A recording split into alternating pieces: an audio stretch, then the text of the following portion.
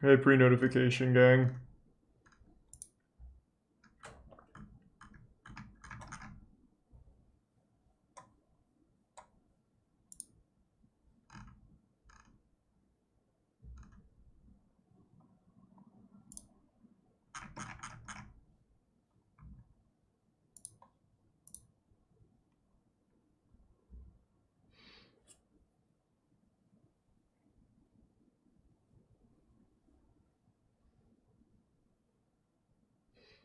What do you think of New World? I didn't like it.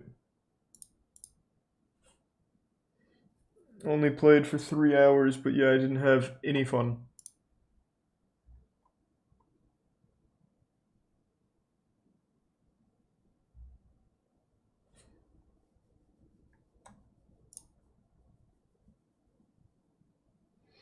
You gonna finish Judgment? Oh yeah. Any day now. Yeah.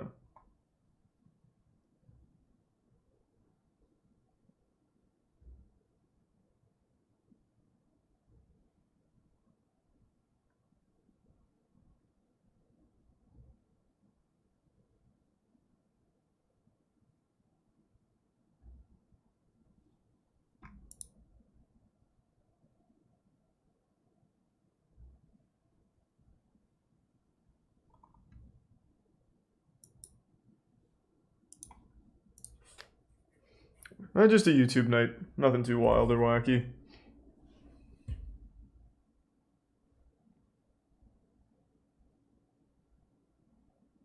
Next to the resub, Arentaria.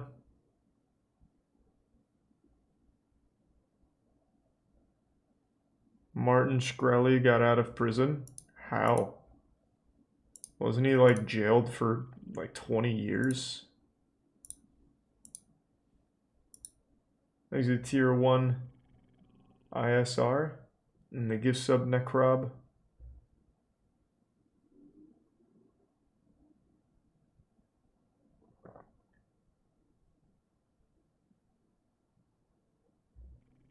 Next to resub Zenitsu. And the tier 1 Wiener Warrior and resub Slick. And resub Lonely Sasquatch. Didn't we do YouTube night the day before yesterday? Yeah, but there's nothing I feel like playing today. These are 5 gift subs, Red Shaw. We did an afternoon stream where we maxed out Bayonetta. I don't really feel like playing anything tonight. I just want to hang out, watch some good shit. Next to tier 1 Rising Hopper. And the resub Brilliant Caress. Crime pays, botany doesn't. Okay.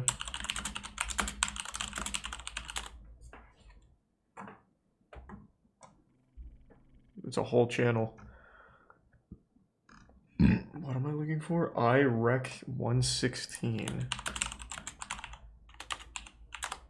Next to tier 1 Diopercod and gift sub Grunt.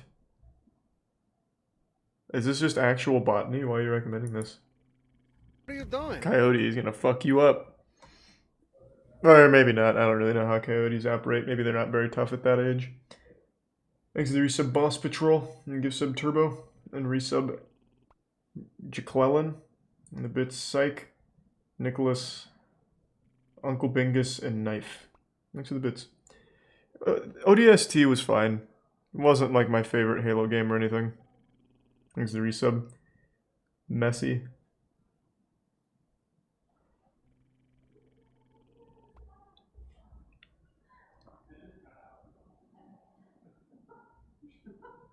Thanks to the resub. Eslin, Sensei, and Guns. And the prime. Steel, Ronin, and resub Bless, and Sasquatch.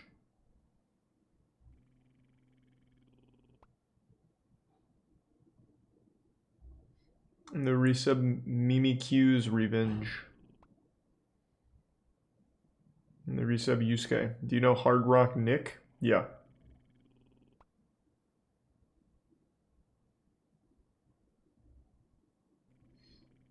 Thanks to the gift sub Lando and Prime Drake. Nope, haven't watched Star Wars Visions yet. And I have not tried Skyrim VR.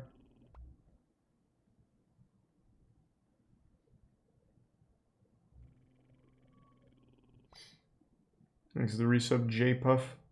Newest Earth 2 type scam called Upland. Is this... I don't think that's real, but you know what? I'll look it up anyway.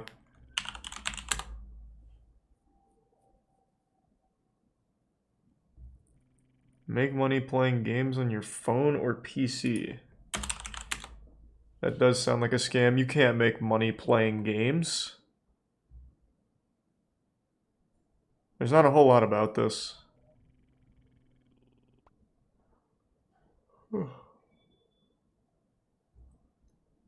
Thanks to the 2 gift subs BT Dog and the resub Retro and the tier 1 Lemon Jello, tier 1 Callum Loves You and gift sub Oinkin and resub Cryptic and tier 1 Vespert.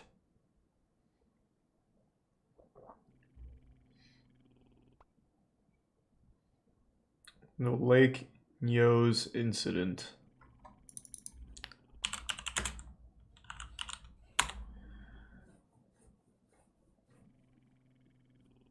Is this something I can even watch on stream? Just from this picture alone, it doesn't look like it. They're all like cut up and bruised and it looks like real photos of it.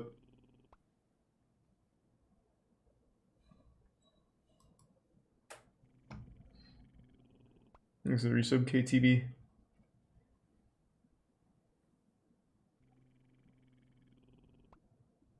Hey, well, hope you enjoy it, Gothic. Have fun. Thanks to the resub Bucket and the Bits ISR and tier 1 Stephen Faw. And the gift sub Turbo.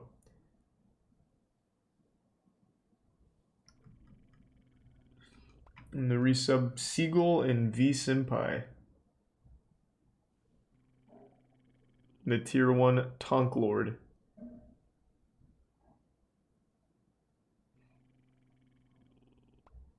Ever watching Dangerous Dave? No. So what is this? I'll at least get the gist before I know, or before I commit.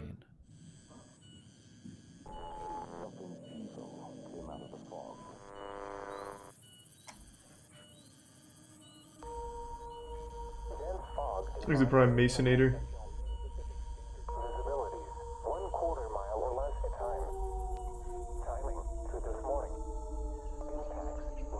Cereal or milk first? Cereal. Doesn't make any sense to do milk first because then the milk splashes when you put the cereal in. It's pretty counterintuitive. August 15th, 1984.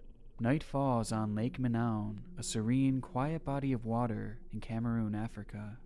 Along its shores tier 1 Hope lies and a resub sleepy Korbanski. road where that night a truck crammed with 12 passengers would follow its twists and turns. As the vehicle passed through a dark wooded area, a dense fog began to emerge from the lake, rolling along the ground and covering the surrounding area like a blanket. It engulfed the road in an instant, but as far as the driver was concerned, a foggy night by the water was nothing too out of the ordinary. Oh, but it was killer fog. Their final destination. Like in the Courage the Cowardly Dog episode. Never be reached.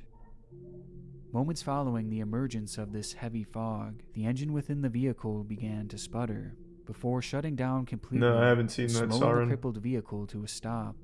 The driver twisted the ignition over and over again, but nothing. The engine was completely unresponsive. Sitting on the roof of the parked truck were 2 of the 12 passengers, who watched as one by one those inside of the vehicle crawled out to investigate the breakdown. They watched as the group of 10 walked towards the truck's hood, and they watched as one by one they began to collapse, falling to the ground without a single word. I think I already know what happened. The entire group of 10 had perished. Let me take a guess. It's like what I saw in Dr. Stone. There must have been, what was it? What's that, like, deadly gas that can sometimes be found near, like, a volcano? It is, not hydrogen peroxide. What the fuck is it? It was in Dr. Stone. What, was it sulfuric? Was it sulfuric acid?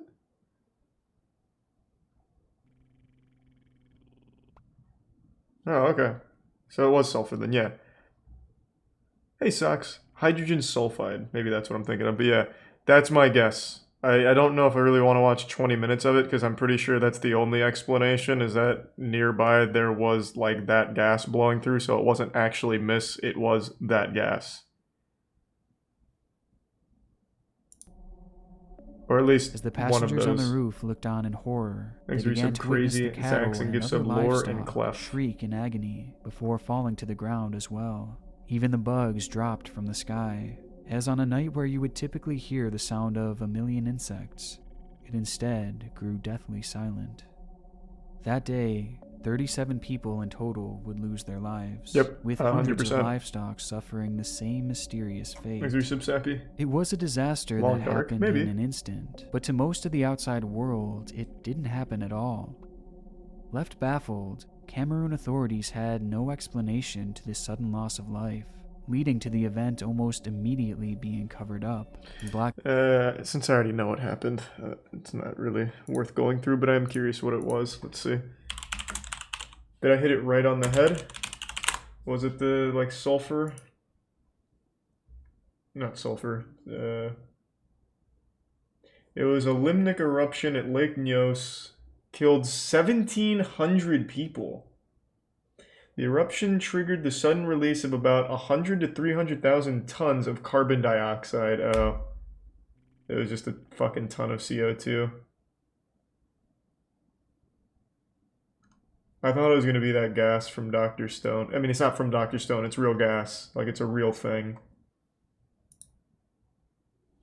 Thanks to resub Ace of Spades and Cyberlord Selden and Vexed. It's not really a mystery. Like, I was able to guess that immediately. I just got it wrong of what actually happened, or what it actually was.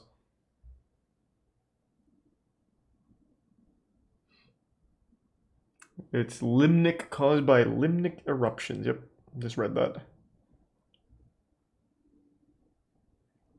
Yeah, because CO2 is heavier than air. All our science is from Dr. Stone, pretty much.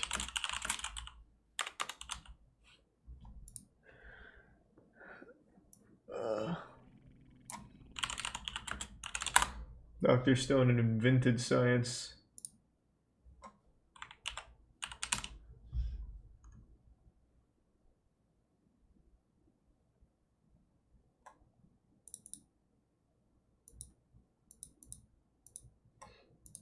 Here's the prime mark.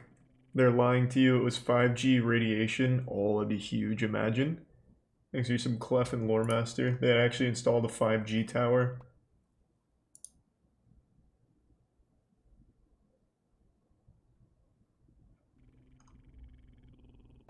I looked it up because I was getting too curious. I couldn't remember. It was hydrogen sulfide in Dr. Stone and sulfur dioxide. Thanks to the bit Slushy and Risa Bonta and Macho Man Randy Savage. The movie that accidentally killed half its cast? You're talking about the Lion movie, right?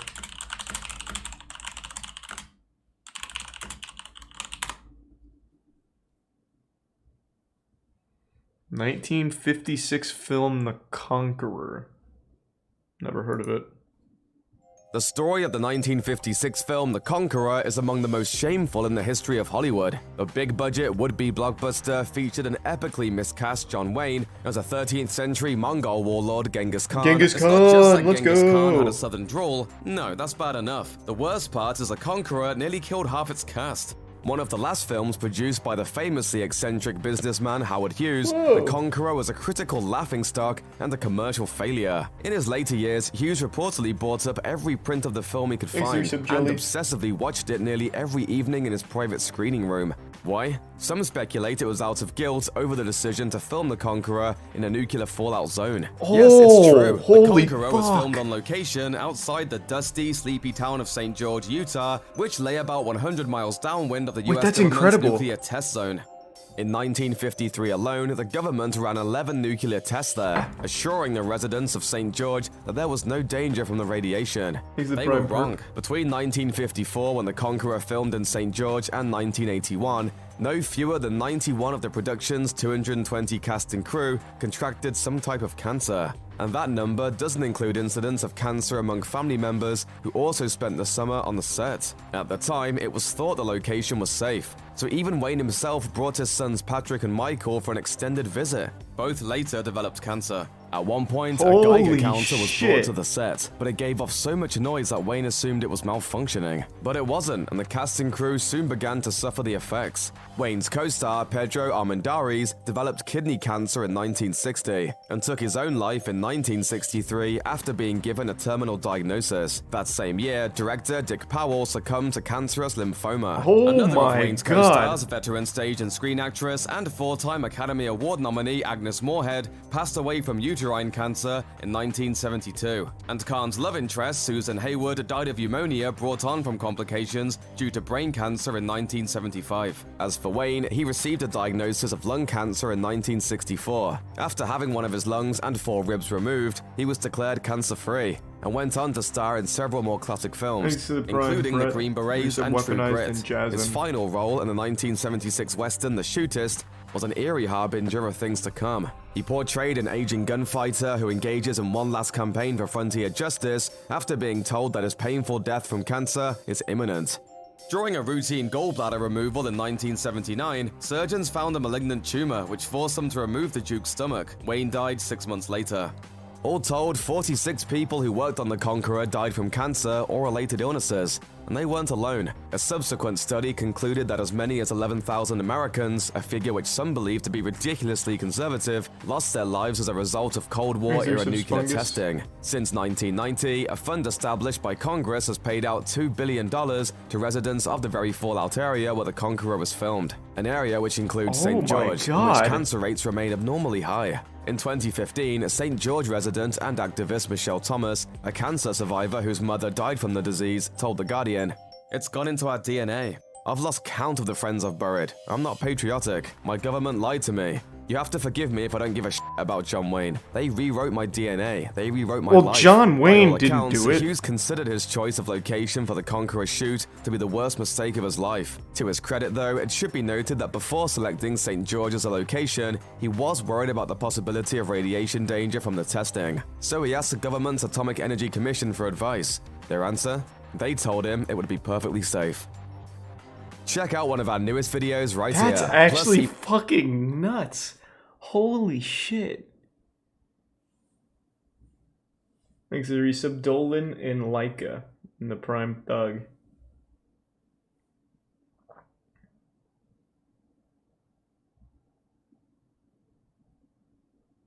The Twilight Zone disaster is when the helicopter crashed and killed people, right? I know that one.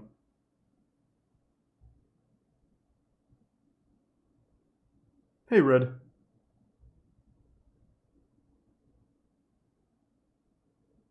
That's pretty cool, Buckaroo. Yeah, I'll be playing through the Halo Infinite campaign when it comes out. It's not coming out at launch, is it? Isn't it just multiplayer that they're launching with? Oh, no, it's co-op campaign that they're not having. That's right. Thanks to resub Kirkland in Tier 1. Oh my lordy lord. Oh yeah, we can do the Veritasium video. I wanted to see that one. With the bowling balls. I don't know how it can be a 28-minute bowling ball thing. I am A portion curious. of this video was sponsored by Salesforce. This Thanks, is the Resub. biggest, Ectobius. most in-depth video about bowling ever. How bowling balls are made, the best way to throw Hey, well, them, thank you, OG maximize Son, for the big strikes, how 50. the lanes are oiled, what it takes to be a pro, and Yeah, I how need to this look up sport Melty has Blood. continually been reinvented for literally thousands of years up to the present day. This is the science of bowling, the most popular participatory sport in the United States. What? I'm super impressed. Bullshit. with How is I'm bowling even the most more popular? interested than you are. What is inside a bowling ball? Well, I sent this ball to Creative Electron to get a 3D X-ray scan, and this is the result. What is that? I always expected bowling balls to be, perfect solid spheres, but there's something inside here. And it's not symmetric, Thanks, and Resub it's not Rastalan. even centered in the ball. Thanks, Koro. So I went to Storm Thanks, Bowling, Resub one of only Citrus. 11 bowling ball manufacturers in the world, to find out how bowling balls are made.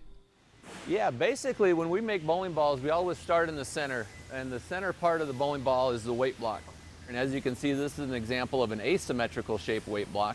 So it's actually a different shape about the X, the Y, and the Z axes. I guess I never really stopped to think how bowling balls were made. The weight blocks are embedded in a core of lightweight glass beads. Oh, I just assumed it was like a so giant silky soft. sphere of I feel like I have not felt anything this cement.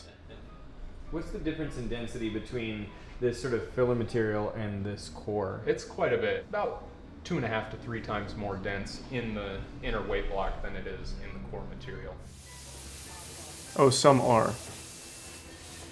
If you were to look, for example, at this actual core, number one, it says 960, which means that it weighs 9.60 pounds. And then the description here underneath, which is a 03, this indicates what type of a weight block is inside of it. What happens over here? So this area right here is our urethane area. So basically what we have are a number of different tanks that are set up. So there's a chemical reaction that occurs once it actually fills the mold. And you did how it's That made covers on them stock for bowling material balls? around the core. It gets extremely hot in just a matter of minutes. You go right down here, she's actually pouring the pin material inside the tops of those cores. So you can see for this particular bowling ball, it's a bright orange type of a material, and she's actually filling that hole with that plug material. We've got the lathe right here, which is where we He's the take prime the balls that protagonist. come out of the mold. Then we actually Yeah, spin I heard almost about 2,000 Farfa. RPMs. On top of there, there's the blades that come around, and it actually makes the balls perfectly round. So they'll actually trim those up. Since the balls are not symmetric, they are heavier on one side than the other.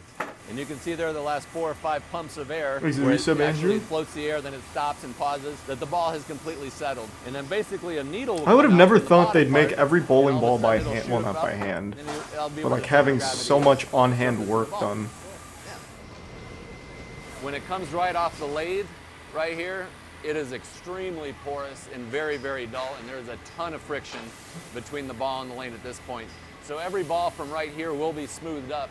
It's just a matter of how much it's going to be smoothed up in order to get what is the desired finish. But before they can use these balls, they have to be drilled. But There's that a is tier 1 specific to each Andro. bowler. How many balls are you making a day? We're making over 3,000 balls in a day now that come out of this plant right here. That's pretty fucking impressive. Thanks to Prime Big Mo. Wild. I found the bowling ball equivalent of clickbait. You won't believe your eyes. The mind-bending hook. Right? Yeah, that's how you have to sell your stuff. Thanks to Exactly, Ryan. yeah. But how did it come to be this way? Well, bowling seems to be an ancient game. Bullshit. Archaeologists have found wall drawings of a sport that looks like bowling Ancient in an Egyptian? tomb dating back 7,000 years. This is not In bowling. Germany, This is like, bowling was used as a religion. that was absolutely not bowling. Those don't look like pins. They look like little butt plugs. That was absolutely some kind of like kinky orgy kind of shit. Though to be fair, this looks kind of cool. I can already imagine the trick shots you could do.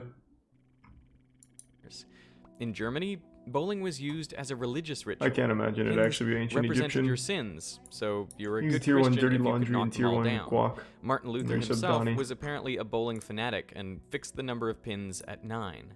When the game made its way over to America, 9-pin bowling was banned because it promoted gambling. The legend goes that people cleverly came up with 10-pin bowling to get around the law. Whoa, totally different game. Today in the US, 9-pin bowling is only played in Texas because it was the one state that didn't ban it, instead charging a tax. Bowling lanes are about 3.5 feet wide and 60 feet long down to the head pin. I'm using imperial units here because that's actually how they're defined. The I lane prefer is freedom made units. of 39 narrow boards that bowlers number for reference. They used to be made of maple and pine wood, but these days most lanes are synthetic and made of fine particles coated with melamine resin. One game of bowling gives you 10 frames with 2 throws per frame to try to knock down all 10 pins. The highest score you can get in a game without a strike is only 190. But strikes allow you to double count your next 2 throws. My highest so game is a perfect game with 232. all strikes gives you a score of 300.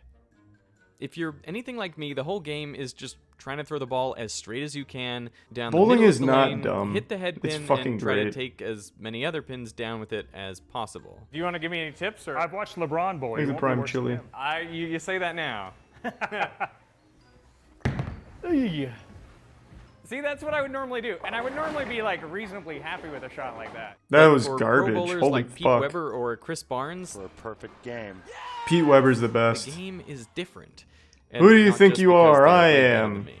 God damn it, that's right. Who do you think you are? I am. Damn it right. Hitting the head pin square on is not the perfect strategy. If you hit the head pin square on going straight, you're unlikely to knock down all the pins. You could end up with a split where the ball goes through the middle, or with the ball deflecting off to one side after hitting the head pin. Chances for a strike are much higher if the center of the ball hits the pins just to one side of the head pin. That's or right, it's baby. 17.5. In which case, the ball takes out the 1, 3, 5, and 9 pins, which take out the Bowling, I others. think, is just so So we easy. want the ball to hit the 1 pin. Just throw the some 3, fucking lumber the pin down behind there, the like a 1, which is the 5 15 pin, pounder, get a and little then the spin on 9 it. Or the 8 and the 9. You want It's the ball to GG. hit all of those pins. Yeah. Now, the pins don't always fall this way, but the pin shape helps. Pins roll in circles like eggs, which help knock down the others. Amateur. 7 pin. Yeah, that's right, baby. Come on, don't miss. You wanted it, you got it. But to have There's an gonna be over some Dark 90% Atlas in chance the of getting a prime strike, the Lanaval. center of the ball has to hit with Oh, an sweet. Well, error thank you, smaller than protagonist. half a board. Needless to say, throwing a ball 60 feet straight at a target smaller than a dime is a tough task, especially to do it consistently. Nah, it's Luckily, pretty fucking there easy. is a better way. Now, if we look at the pins, and as you look at them from here, from straight on, the spot between the head pin, the one that's in the center, Is and it the tier 1 3 pin, which is just right cheeseburger? of that gap's pretty narrow. But as the ball hooks more, now we basically shift over, and now that space is considerably wider. If you can hit the pins not head on, but at an angle of 6 degrees, you dramatically increase your chances of knocking them all down. Now the margin for Thanks, error Yusuf Gonna is Barf, greater. and two The ball cans can be and coming in PJ. anywhere from board 17 to 18.5. That is a board and a half of room, and that still gives you greater than a 90% chance of a strike. Now 6 degrees may not sound like a lot, but it's actually extremely difficult to hit. The problem is, if you wanted to throw This the is some ball bowling straight at the pins and propaganda. hit It's them at not. 6 It's not degrees, hard. you would have to be bowling from 3/4 over on the next lane. And that is impossible, what with the 2 gutters in between and all. So the solution is, you've got to curve the ball on 1 lane. I feel like I have never spun a ball. Thanks, the bits balling. Is that hard? So if you got it under your can and the ball's underneath, and you're trying to spin it, Yep. that's basically the motion that players use these days. Make a bowling This video? really became When a I big was part of the active on sport for Snapchat, I used to have a lot of bowling The wood clips gets with my beat friends up, and I would go and drink. Damage from all the balls going. I'd always into go it. over And so 200. they basically created slip agents, lubricants, much like oil in a car, so that the lanes didn't get. I haven't damaged. been in like 6 years though. So the original idea was to. Who knows? protect Maybe the now I wood. suck The at it. original idea was just to protect the surface of the lane. It was not to manufacture anything from a competitive scoring type environment. But applying oil to protect the wood meant that balls no longer gripped the lane. Thanks to and the rolled give sub without Zoink slipping and down resub pins. Picarelli. Instead, they could skid, rotating not in their direction of travel. Now, I've been to a lot of bowling alleys before making this Oh, video, yeah, I'm nutty at and this. I noticed it was a bit greasy, but I always thought that was just the nature of bowling alleys, like the stinky rental shoes. I didn't know they intentionally put oil on the lanes. Vox has a great video specifically about oil patterns. These days, there are machines specifically for applying oil to the lanes.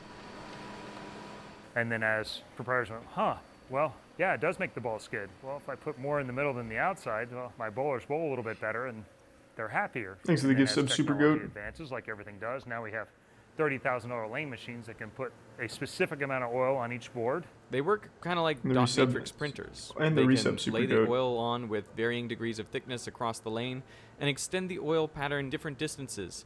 There are hundreds of different patterns that can be used. Usually, the oil extends about 2/3 the way down the lane, so to around 40 or 45 feet. But there's always a dry patch of wood before the pins that increases the friction with the ball, getting it to start rolling without slipping. And Yep, this leads I to knew the that. 3 parts of any pro bowler's throw. the skid, the hook, and the roll. They make it sound much more impressive When a than bowler it actually releases the ball, it can be is. going 20 miles If an I was hour shitty and at bowling, my spinning mind would be 500 blown. I'd be like, oh my RPM. god, this is the hardest It's sport nearly ever. 10 full I'm revolutions fucking per nutty at second. bowling, and none of this Right-handers goes into my will throw head. the ball to the right on the lane while spinning it to the left. During the skid phase, the ball slides down the Exit lane, Tier 1 spinning, J, but and the not resub rolling. Shadow Dragon, As it Alex, comes to and the end Lil of the T. oil, the friction Let me see, hold on. Surely someone saved my old bowling Snapchats when we used to go like every Friday and drink. Let me see. Give me 1 sec. I used to post them on Snapchat all the time.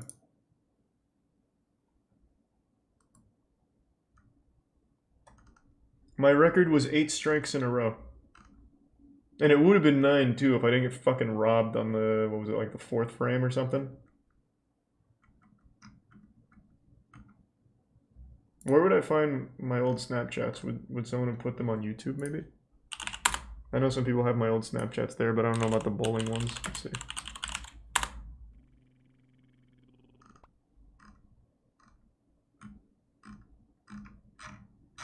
I don't see it.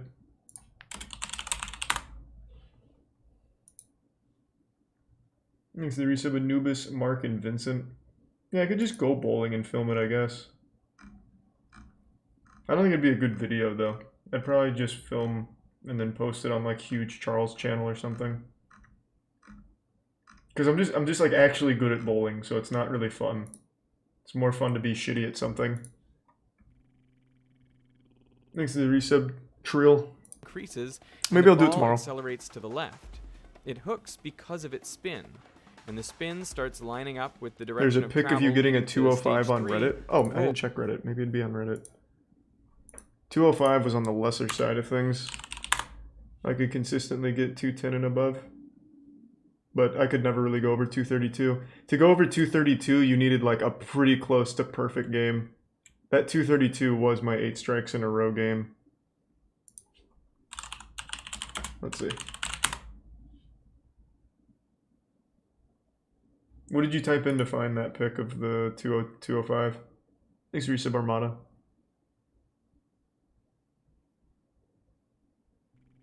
Thanks, a tier 1 killer light.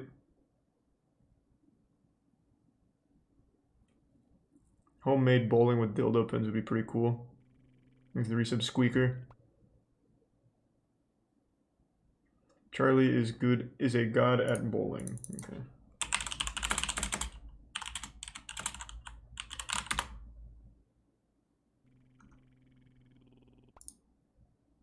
God damn, has it really been 5 fucking years?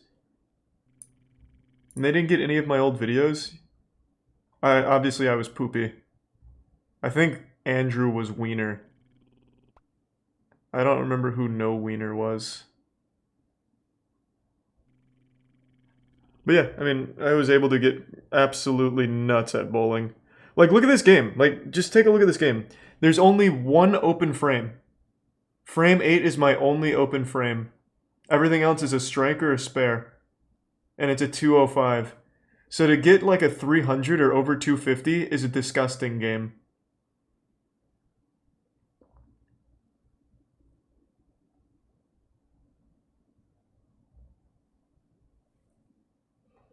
I know, I'm so gross at bowling. I really am, for some reason, super good at bowling. We'd go like every Friday, we'd drink a little, we'd toss a couple meat cannonballs down there, blow up the pins. It was fun. I haven't been since college, though. Pros average 230 to 250. They also play on different lanes. These are obviously public lanes, so they're oiled differently. I'm definitely not pro level. Without slipping as it But just barrels pub into stomping? the fence. Yeah. Ideally, as close to that, That I can do. 6-degree angle as possible. Like the ball starts on the left side of the lane, goes straight across almost rightmost, then hooks like at the last minute, and rolls in there. So that's almost like a perfect shot, right? Like straight in the Close. pocket there. Yeah, that's where you want to hit the pins, yeah.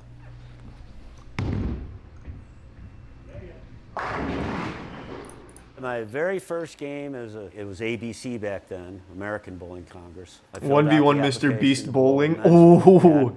gave Do you me think I fire could as hustle soon as I Mr. could. Beast into that competition? That'd be And the first game of freest bowl was money of my 300. life. And they handed me $100. Hey, Pete. Too, and it was like, yeah, making money now.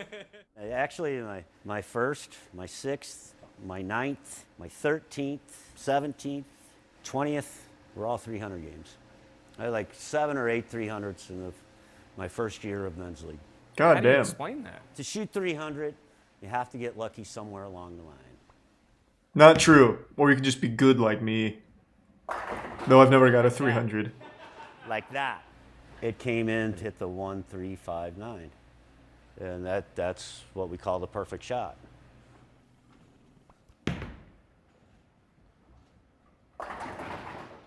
I mean, you just keep hitting them. Not me. That's almost the identical shot.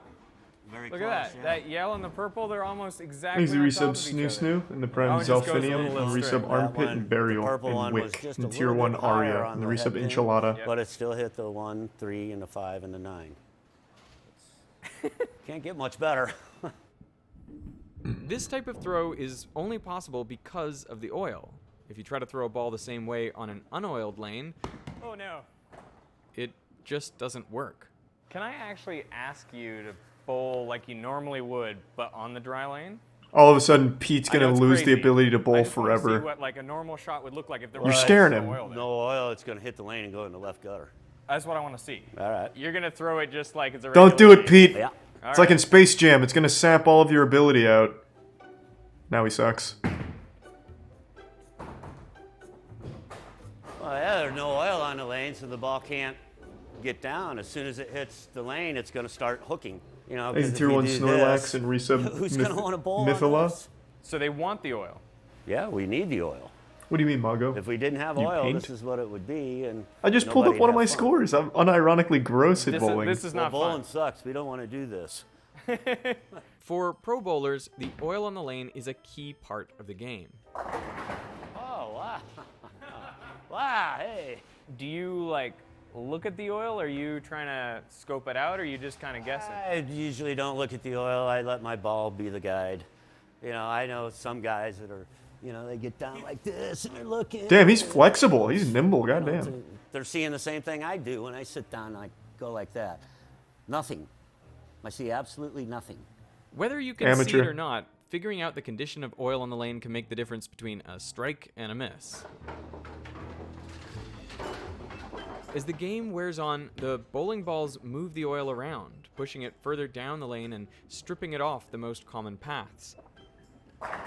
God damn it, I want to So go bowling players now. have Son to of a adjust to the bitch. changing conditions. Some people say left-handers have an advantage because, well, right-handers aren't playing on their side of the lane. At most bowling alleys, they use a pattern of oil that is thicker in the middle and thinner out toward the edges. This is a forgiving Thanks layout to resub because balls that drift Rager too far and out Jabibi. start to hook earlier, Prime Slim. while balls going straighter can continue down the lane for longer before making their turn into the pins. But for pro bowlers, the oil conditions vary. This is what I was Players saying, have to yeah. adjust their games to the conditions. Some people seem to think that like league bowlers are better than they are, maybe because they say like, oh, this league bowler can shoot 210, and I just saw a pro shoot 210. That's why they call it league, because you bowl on the same shot every week. Because each week on tour, I'm bowling on a different condition, not the same condition every week. We have like cheetah, chameleon, scorpion, shark. there's one Stupid more. names. Bear, yeah. But it's not just the oil on the lanes that has transformed bowling. It's also the balls themselves. I knew all of Bowling this. balls was what Like I started said, I was fucking maybe nuts at mid-70s, bowling. and Did you then know yellow dot, Matt was and then actually yellow a dot, league bowler plastic ball. when Then he they was came out with urethane fuck, bowling he must have been like balls. 14 or They won 15. a lot of titles with the urethane stuff. And then they come out with the reactive resin bowl. He was on a whole bowling Reactive team. resin He still is has his just a custom bowling modified balls. polyurethane with a more porous surface, which gives it more grip in the oil. It's the most Thanks to popular Resub surface Robotic or and the cover gift sub stock for bowling balls today. Nicodemus Balls and the started resub out as Squone. perfect symmetrically weighted spheres, and when you go to a bowling Is he better? alley, No, I'm the actually better. house balls there are still just When we used to that. bowl But together when you drill back in holes college, the ball, I was you consistently take some better. weight out of one side. So to rebalance it, ball manufacturers added a small pancake weight on the same side as the holes. But then ball manufacturers got the idea they could add different weights inside the ball to improve their performance. You can have two balls that look identical from the outside, weigh exactly the same amount, and yet roll differently. If the mass is more concentrated around the axis of rotation, say you have a dense cylinder inside the Bowling ball, stream win? well, I then wouldn't it stream has it, but a I'll film lower it. moment of inertia. And this means for the same amount of energy input, it will spin I don't think it'd be a faster. fun stream. In I don't bowling, like streaming they in prefer to public. talk I would about never an do it. analogous concept, radius of gyration, or RG. If you were to concentrate the entire mass of the ball onto a hoop with the same moment of inertia, its radius would be the radius of gyration. So smaller radius of gyration just means lower moment of inertia, which translates into more rotation that a bowler can get on the ball. Some people at lower rev rates go, well, it just spins faster. Like, They're not even that's kinda talking about crazy, different but- bowling techniques. There's a two-handed Trying to technique study that I it. would use sometimes if my wrist was Yeah, kind of it's like hurting. 8%, you know, And for there's a every professional who 0.05. uses it. I forgot his name. And so depending on what your rev His rate name's is, like it can be fairly Dominic significant. Tiddlywink or An something. I don't ability to remember. spin the balls faster There's gives a cool bowler two-handed the technique. ability to hook the ball more sharply further down the lane, giving them a better chance of achieving that 6-degree entry angle. What was amazing for me to learn is that the weight blocks in these balls aren't even No, centered. so you go like There's a you heavy put two side fingers and on a the lighter top side and your on other hand purpose. on the other side, can and then you just find and rip mark it. this side by letting the ball spin freely on a cushion of air He's a prime until nanny. it comes to rest heavy Here, side down. I'll find the guy's name. He's like the only two-handed pro bowler.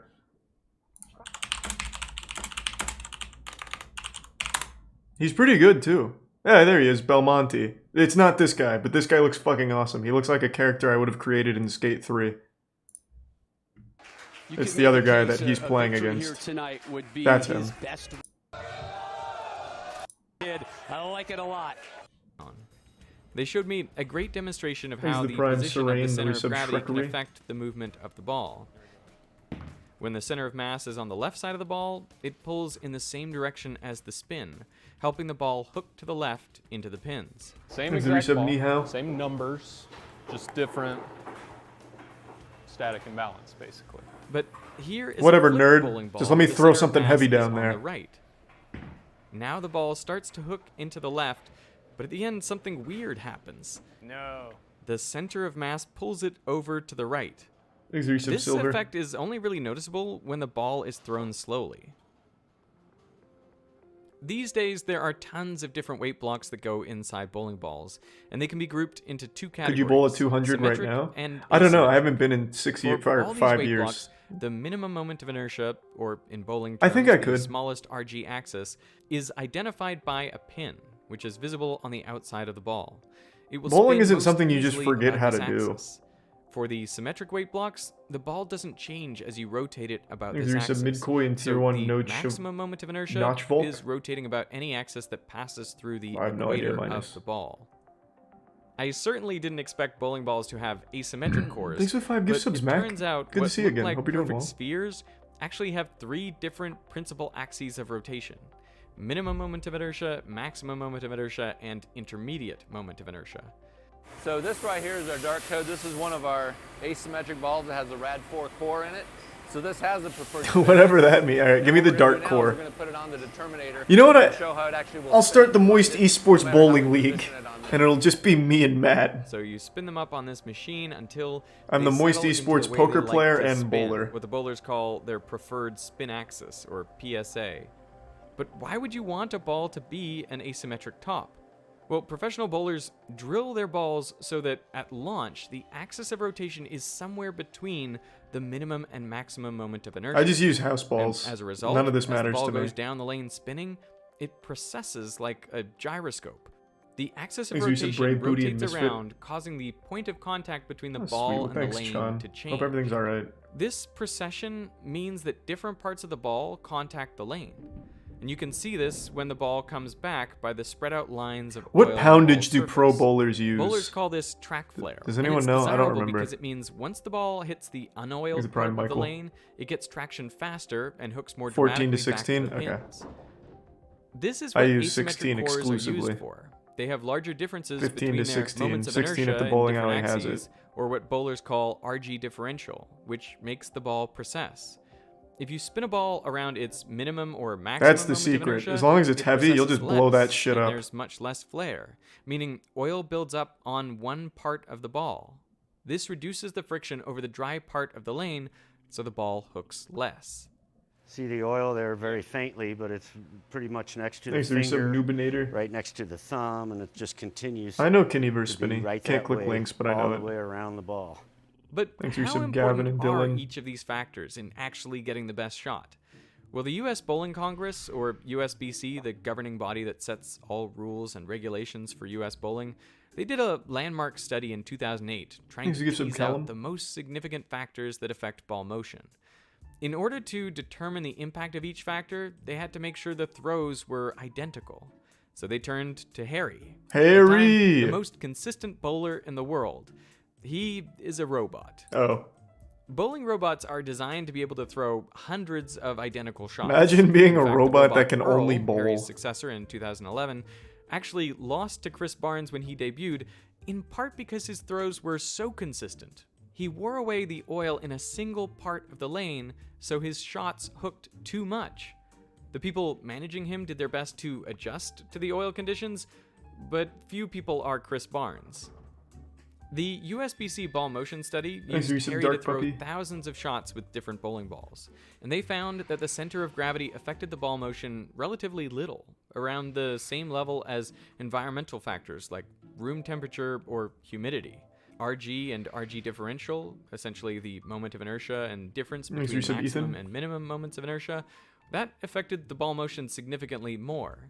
But the factor that affected ball motion the most was the surface of the ball. The top 5 individual Here's a tier factors one. were the Lakitsi. amplitude of surface roughness, meaning the height of microscopic spikes on the ball, the coefficient of friction with an oiled lane, the surface roughness by spacing, that is the distance between microscopic spikes, the coefficient of friction with a dry lane, and how quickly the ball surface absorbs oil. Now, bowlers recognize just how important the surface of their ball is. They Yeah, that's what pay I like. close attention to what it's made of Coddle and it. how it's finished. And Rougher rub it finishes down. give the ball more traction in the oil and get it to start hooking earlier.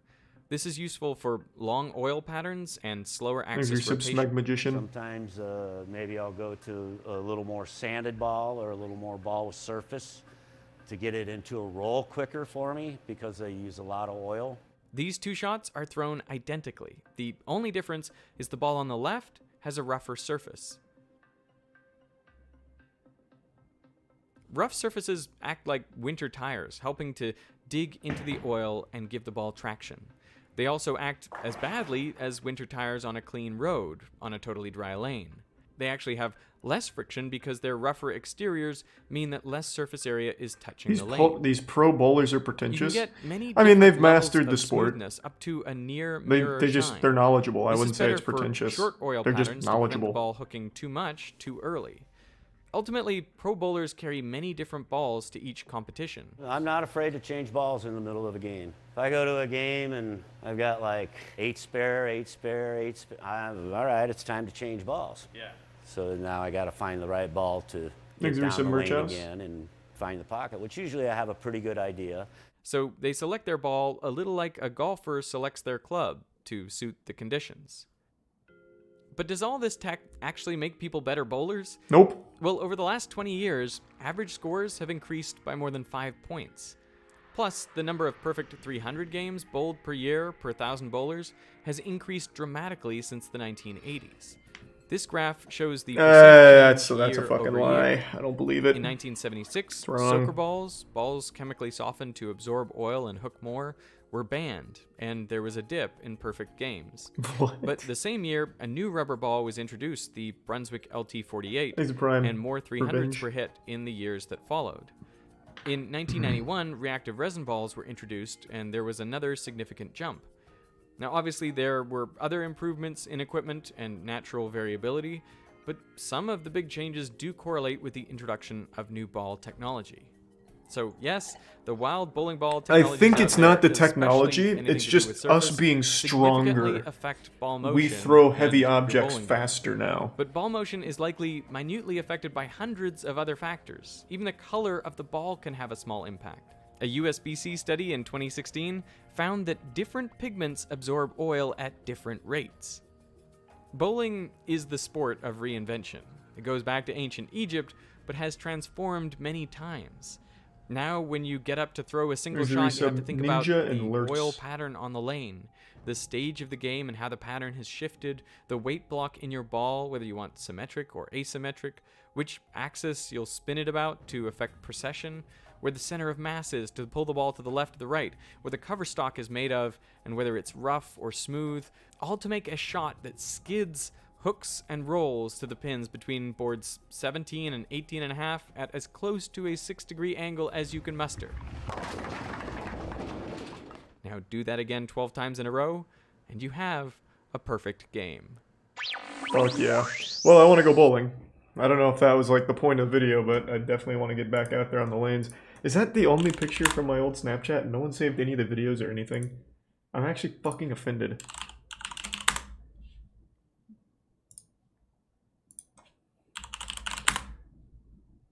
God damn it. What a fucking shame. Thanks to resub Leche and Zephyrd.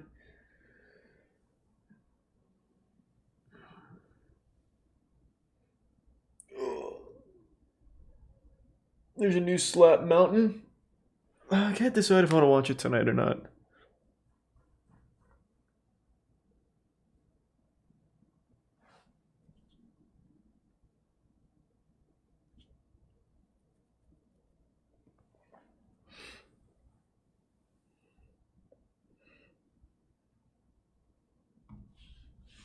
Thanks to the resub Tay.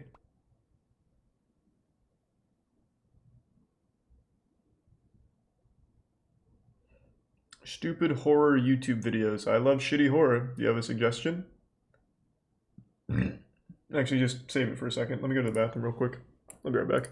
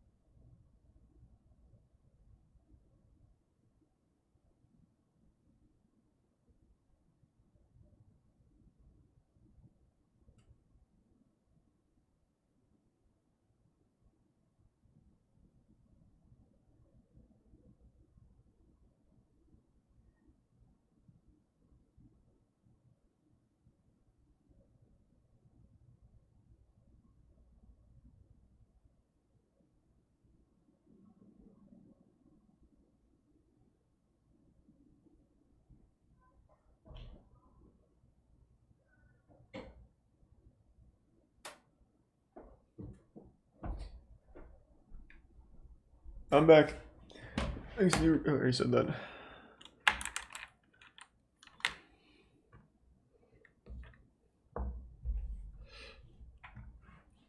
Have you ever seen Goth IHOP? Goth IHOP? I don't know. Let's see. You buy a Goth GF at IHOP?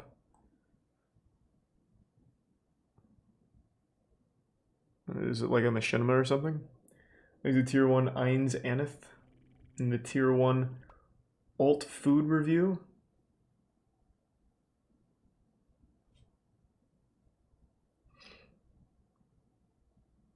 It's a meme. I'll pass.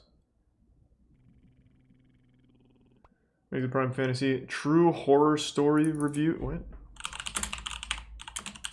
Oh, True Horror Stories POV. I think this is what you wanted, right? You said The Chase. This?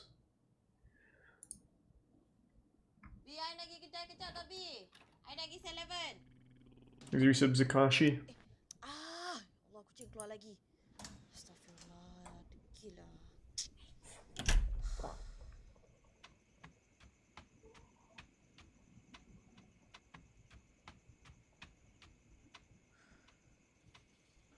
Ricky, meow. Is your sub Potty Spotter?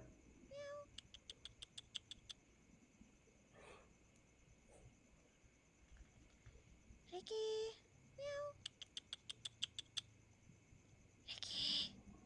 Talk to it like you would a human.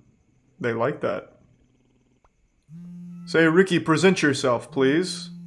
Stop with this tomfoolery. Oh, I thought it was the cat calling. I tahu. I ni lah kejar budak-budak tadi. Tadi Ricky lari keluar. Tak, agaknya lain-lain lah tu. Ni yang tengah kejar ni, ada bunyi miau-miau tadi. What am I watching, man?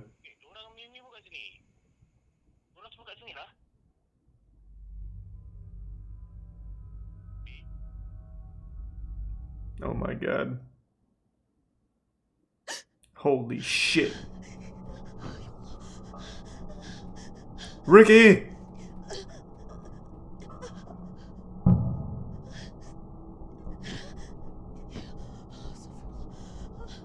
I will say though, I actually respect the effort that went into this. Unironically, this is one of the better ones. Like, it looks like it's all kind of done in one pretty smooth take. Look, they even brought it back over here. This isn't poorly made. I was expecting this to be a lot more, like, embarrassingly done.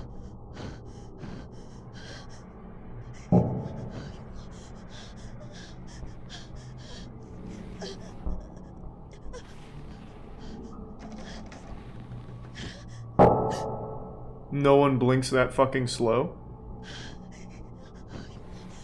Yeah, I don't know, I couldn't tell you.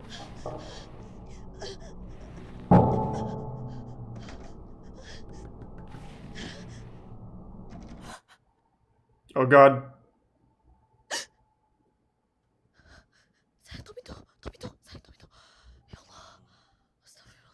It's already in the house! He left the door open for too long!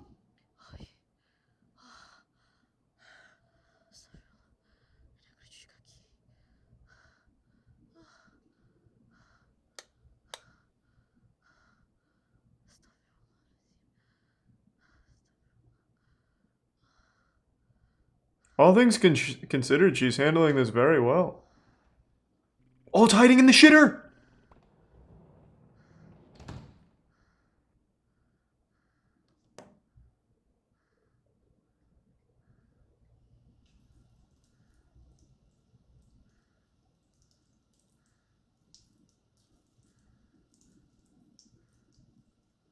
Thanks to resub Amrust. It's gonna present a little towel for her feet.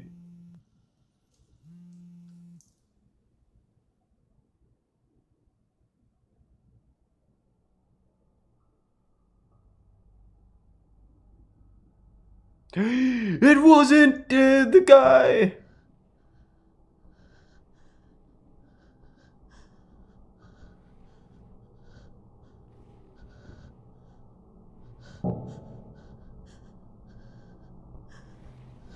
I mean, you should reply to the text message. Then he can come up here and meet you.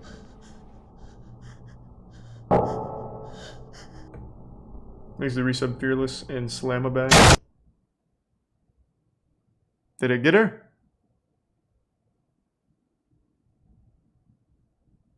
Was that it? Damn. Nuts.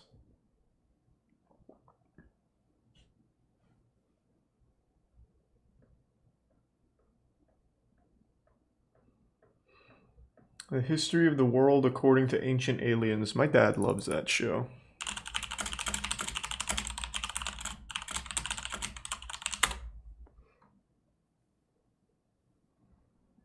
My dad loves this guy in particular. Like that goofball everyone makes fun of, the aliens guy. Water goes in, water goes out. Only explanation is aliens. My dad loves that guy. He's like, Charlie, this guy knows his shit. And I'm like, Dad, that guy literally doesn't even have a degree in anything. He's just an actor. And he's like, yeah, but he knows his shit.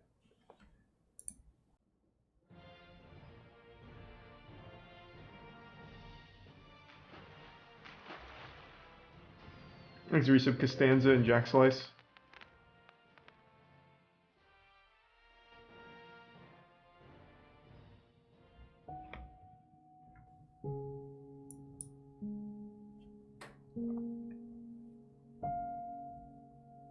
There are questions Resub about KJ. the universe. Are we alone? How were the pyramids truly built? What are they keeping secret in Area 51? So many questions, and Ancient Aliens has none of these answers. Disagreed. It's got all the right answers. They had sex with wonderful earthly females. Yes, it's 2021, and I'm talking about Ancient Aliens 10 years after the joke died. My dad still watches it. This We is all relevant to collectively me. agreed as a society that this show was the equivalent of your drunk uncle ranting during Thanksgiving dinner. We moved on as a species. Is there some hand wild in hand juniper? agreeing to forget this show existed.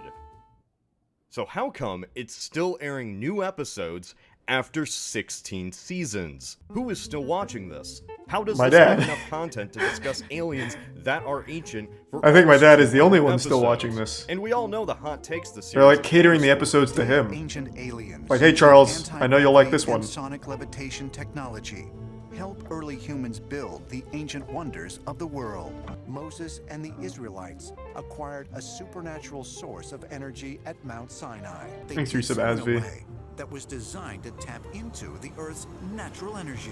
And these are not simply one-offs or suggestions. Every implied theory, every question, might as well be replaced with, yes, this did actually happen. It's like me saying there could be tiny pink goblins underneath my bed. Mainstream scientists say that goblins don't unplug my phone charger during the night, but my niche community of goblin enthusiasts think otherwise. And here's the evidence. Good example. Instead of goblins, these chuckleheads say aliens. It's a secret lore spanning the entire history of the Earth.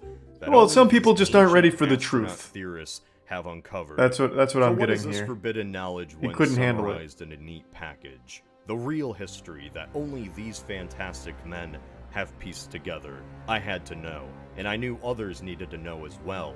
So I strapped myself in and watched every single Ancient Aliens episode, What? taking notes along the way to piece together a timeline of the world No that this fucking show way. believes actually happened. So prepare yourself, as you may not look at the universe in the same way. How many episodes? That has to be over 1,000 episodes. Oh, I'm looking it up real quick. Ancient Aliens. It's 222 episodes. Okay, it's a lot less than I thought it was. Tiana watches more than that of One Piece in a week. I thought it was well over 1,000. I really did.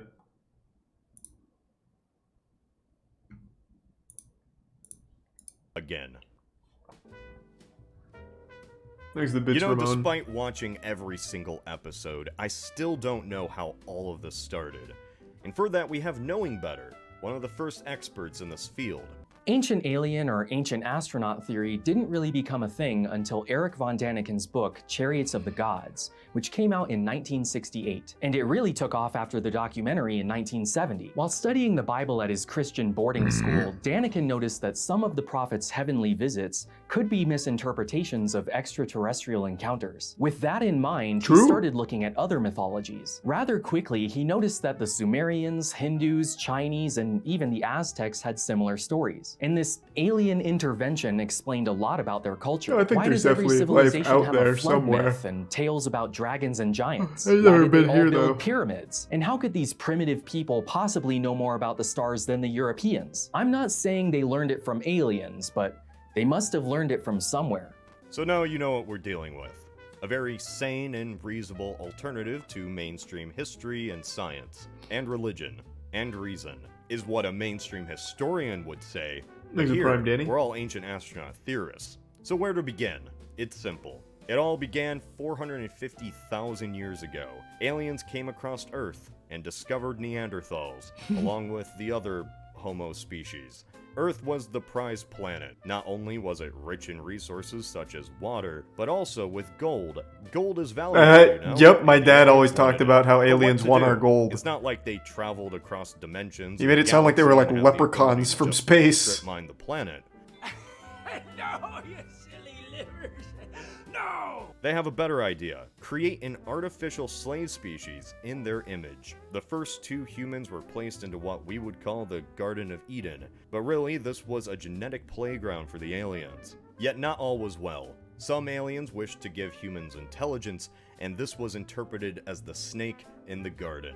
This started a civil war within the alien Exhibits Blue civilization. Cow. One which humans interpreted as a war between good and evil across all cultures. This was depicted in the Hindu scripts or in the Bible. Satan was actually a roguelike alien who gave humans the first spark of true intelligence. And this isn't just Satan. We see the same story repeated Satan across was an religions. alien? There are numerous examples of Interesting. higher powers giving mankind some knowledge or tool they weren't supposed to have. Remember Prometheus giving humanity the gift of fire? It's also a common theme in mythology for the gods to split into factions over what knowledge humans should or shouldn't have, or alien factions in this case.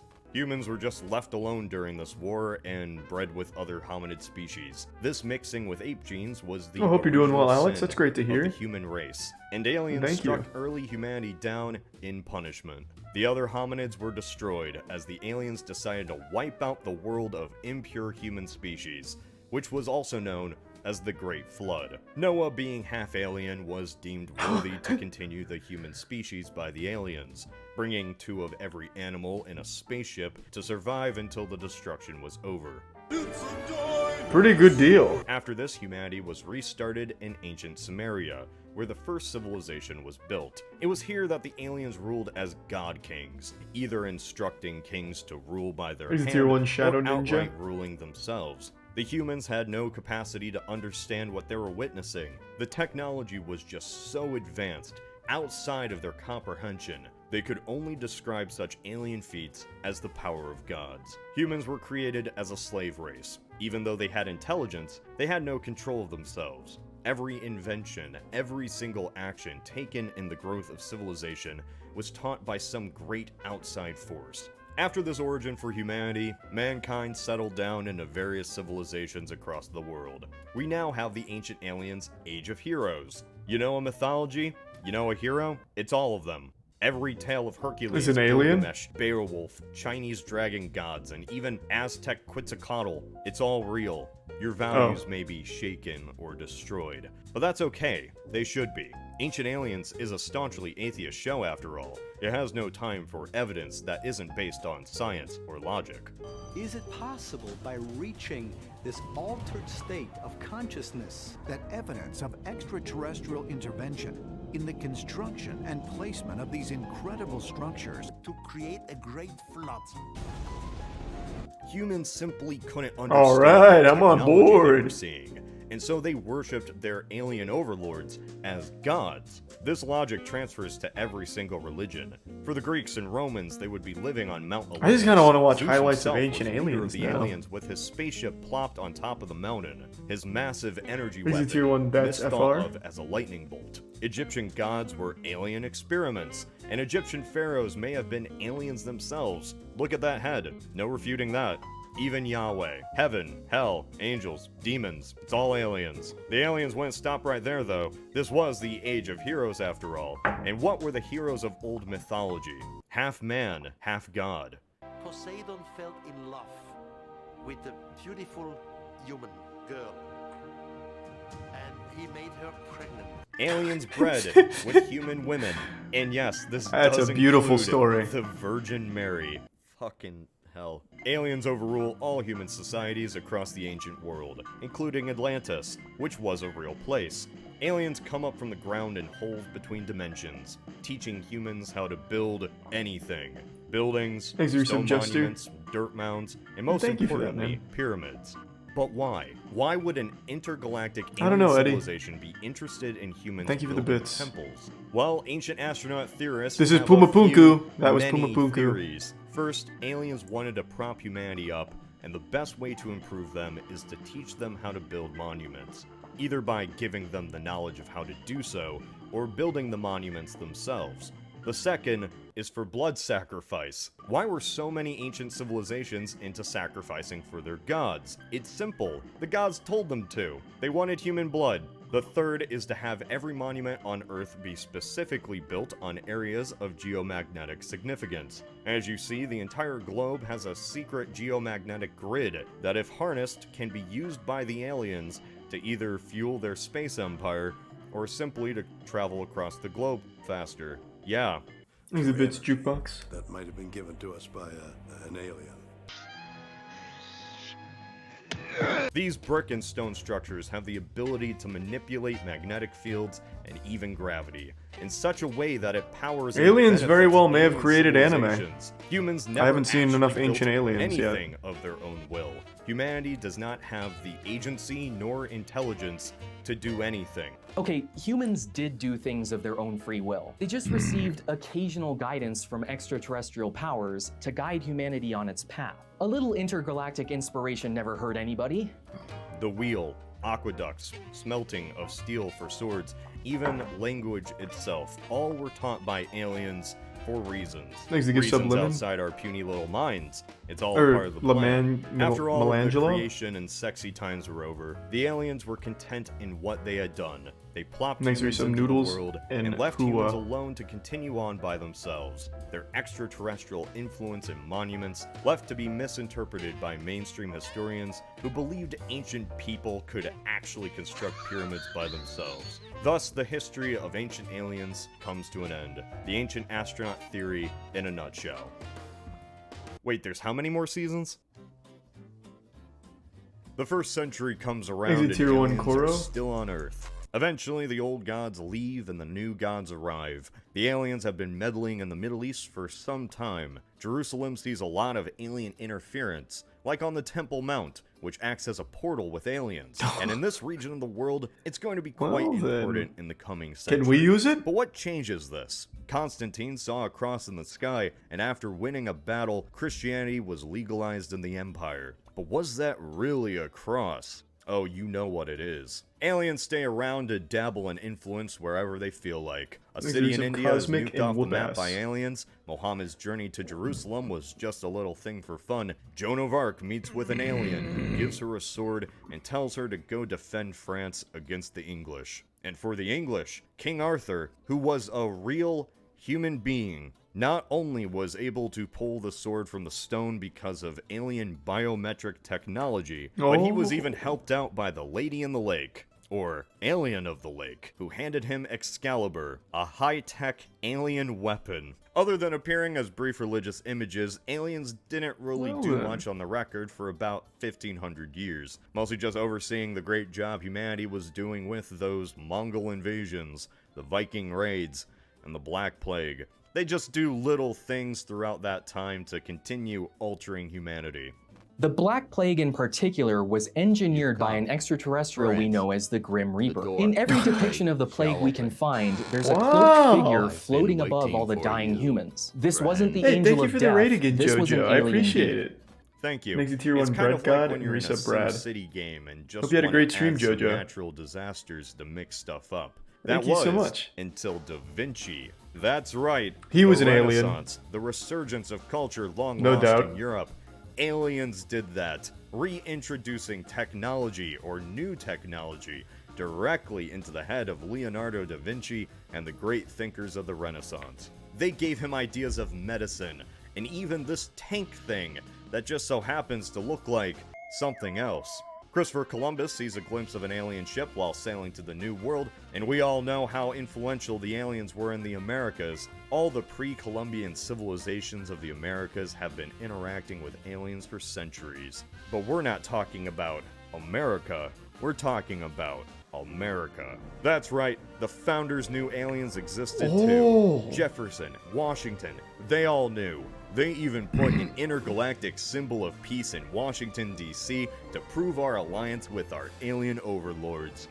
You really thought aliens were done altering our planet? We're just in time. I for bet the aliens were Industrial good friends with Revolution. American It founding happened pretty fathers. fast. The aliens were planting some pretty naughty ideas of the combustion I'm learning engine so much. and electricity. The only way us modern humans would ever know how to do anything is by Thanks, alien Resub Callahan? intervention. Callahan? Hell, the aliens even go to the Wild West to be seen by cowboys. Maybe even meet them. Why did aliens give us a taint?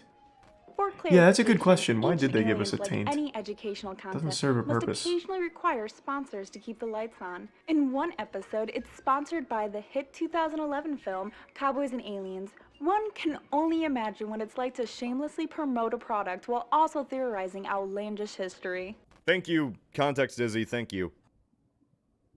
Unrelated, this video was sponsored by NordVPN. Oh no, Nice. it's the ETIP Stealers, an elite group of underground Perfected these things?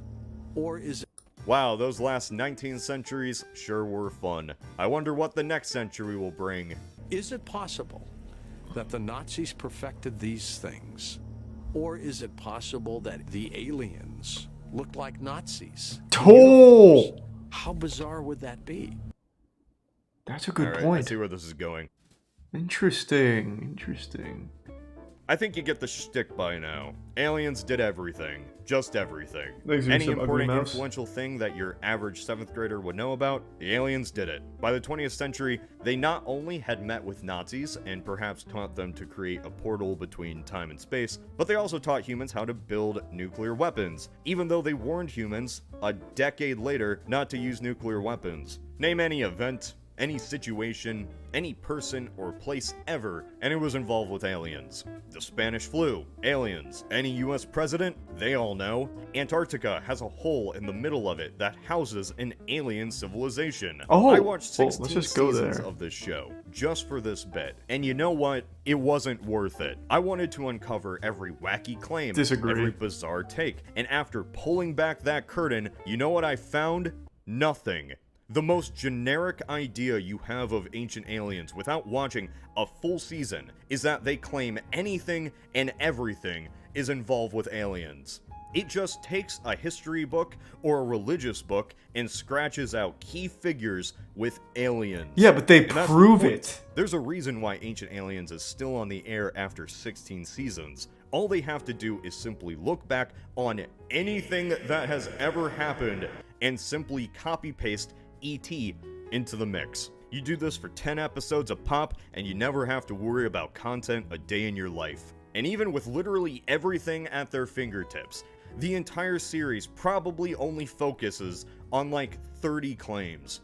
In just the first 3 seasons alone, the Bermuda Triangle is brought up 10 times. And it's not just in passing. They repeat full segments with a reworded script. Well, yeah, and that's the different History footage. Channel in a They nutshell. don't just plagiarize history, they plagiarize themselves.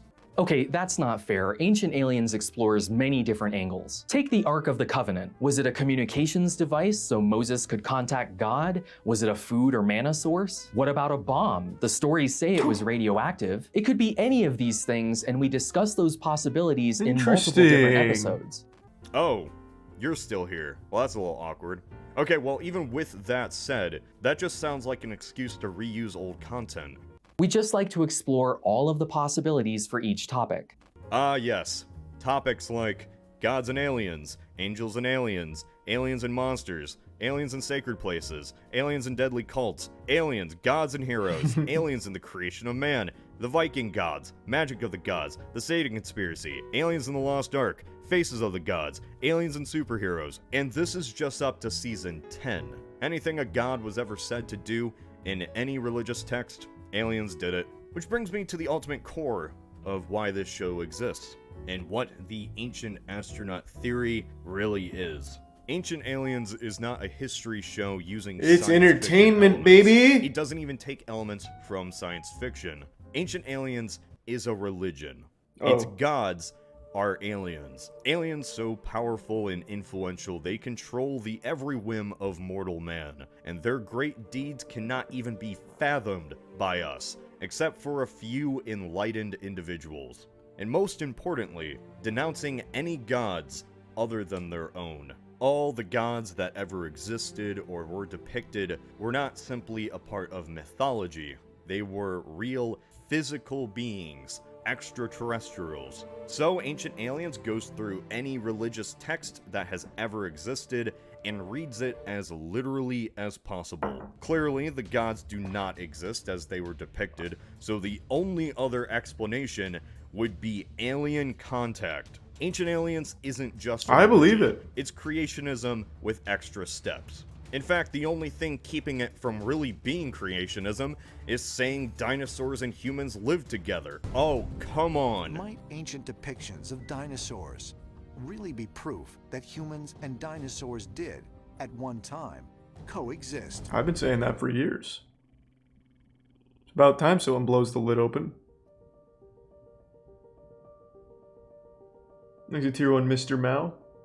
On to Season 16, you can tell that nobody really wants to be there anymore. I don't want to be here. It's repeated the same evidence of Bermuda Triangle, Stonehenge, and Mayan temples for so long. What about but it continues Pumapunku? on, because it's easy money. History Channel is a dying network in part because it decided to promote half-baked mythology like this show, or Pawn Stars. You know I can't eat donuts. I gotta have lean protein. He is on a diet. We shouldn't be eating the stuff around him. All right, that's okay. You can't have none, chump. I'm not sweating this. But now it's made its deal with the alien devil, and it's tied to its most profitable Thanks show. to resub. Supun?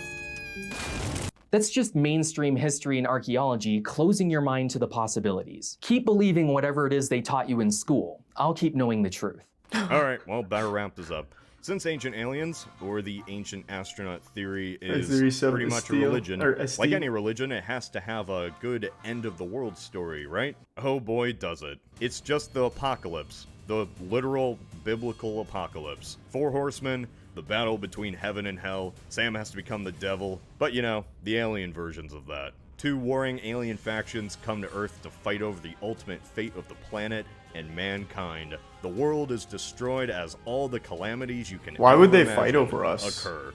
Mankind, To steal which our was anime, never maybe? in control of itself, is destroyed by 2 alien factions none of us even know exist except for these guys on this History Channel show. We should have known, and it's all set to happen on December 21st, 2012.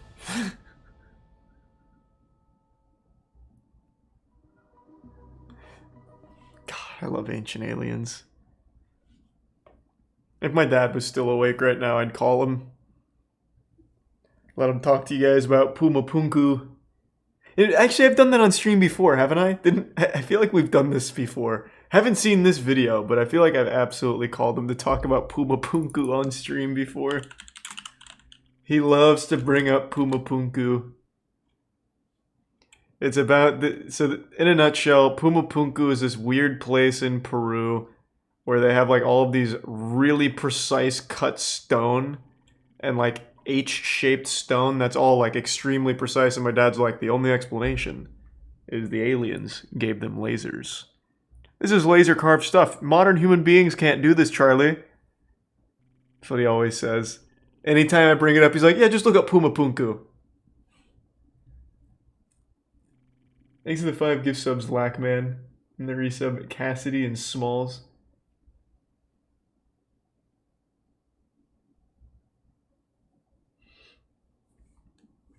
Geography, now Belgium. Maybe.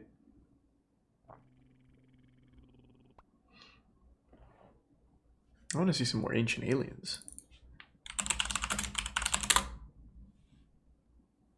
Ancient Aliens, I can't watch any History Channel highlights on stream, god damn it. Oh, there's only History Channel uploads, son of a bitch.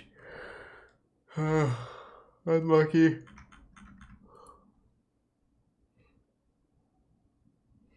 Thanks to resub Loves by Ear. Their geography now, Belgium.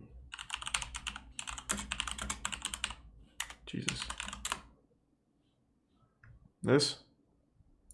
Let me tell you a little story. Once upon a time, France had a son named Wallonia, and the Netherlands had a son named Flanders. One day, a bunch of crazy He's a stuff prime happened in Europe. born-again yada, yada, yada. savage. After all the crazy stuff subsided, There's some Flanders Walter. was like, "Hey, Wallonia, yeah, I'm gonna move out of my parents' place, and I got this new rad apartment, but I kind of need another guy to help me pay for the rent. I don't know, you're kind of a cool guy, I guess. Would you like to be my roommate?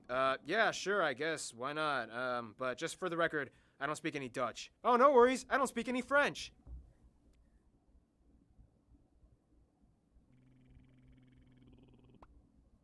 And that's how Belgium became a country, kind of.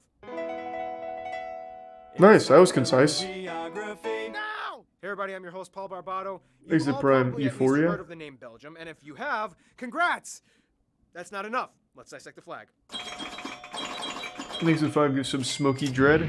First of all, the flag of Belgium looks like the flag of Germany knocked over to the left side, but just keep in mind that the color sequence is black, yellow, red, not black, red, yellow. Also, the flag has an unusual proportion of 13 to 15, making it almost a square. The flag's colors are directly correlated to the country's coat of arms, the black representing the shield and determination, the yellow representing the lion and generosity, and the red representing the lion's claws and tongue and the crown, as well as bravery and strength. Speaking of strength, you're going to need a lot of it to understand this next part. I'm pretty strong. If you're gonna I can learn lift some anything weights. about Belgium, the one thing you have to understand is how the country is split up. This is very important, so pay attention, Brandon! What? Azerbaijan?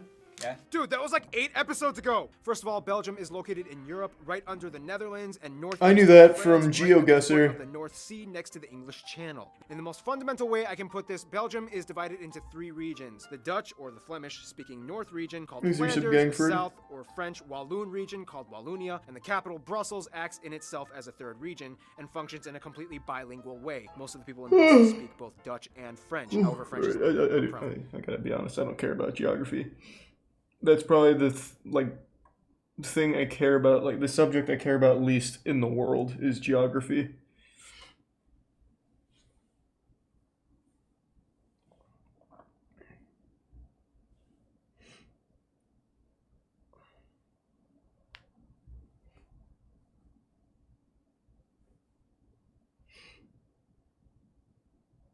The rise and fall of emo.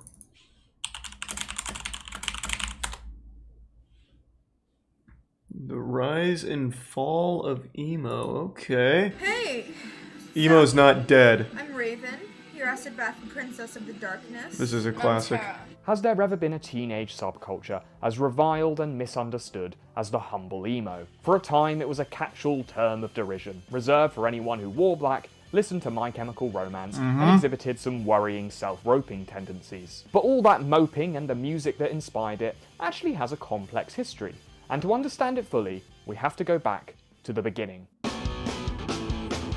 When aliens While no created one knows us. the name of emo's Patient Zero, they were likely a member of the Washington hardcore punk scene in the 1980s. Bands like Minor Threat, Fugazi, and State of Alert were producing 3-chord I've never heard of them. for small, devoted audiences. And like their emo descendants, these punks wore black, cut their hair with industrial lawn equipment, and took themselves very seriously. But these punks were also deeply political, even expressly anarchist, like these 2 specimens who decry the woes of capitalism while hanging out in a mall, with none other than a somehow still very old Bernie Sanders. Wait, that's Bernie Sanders? What does it say, or does it mean anything? Or What the fuck?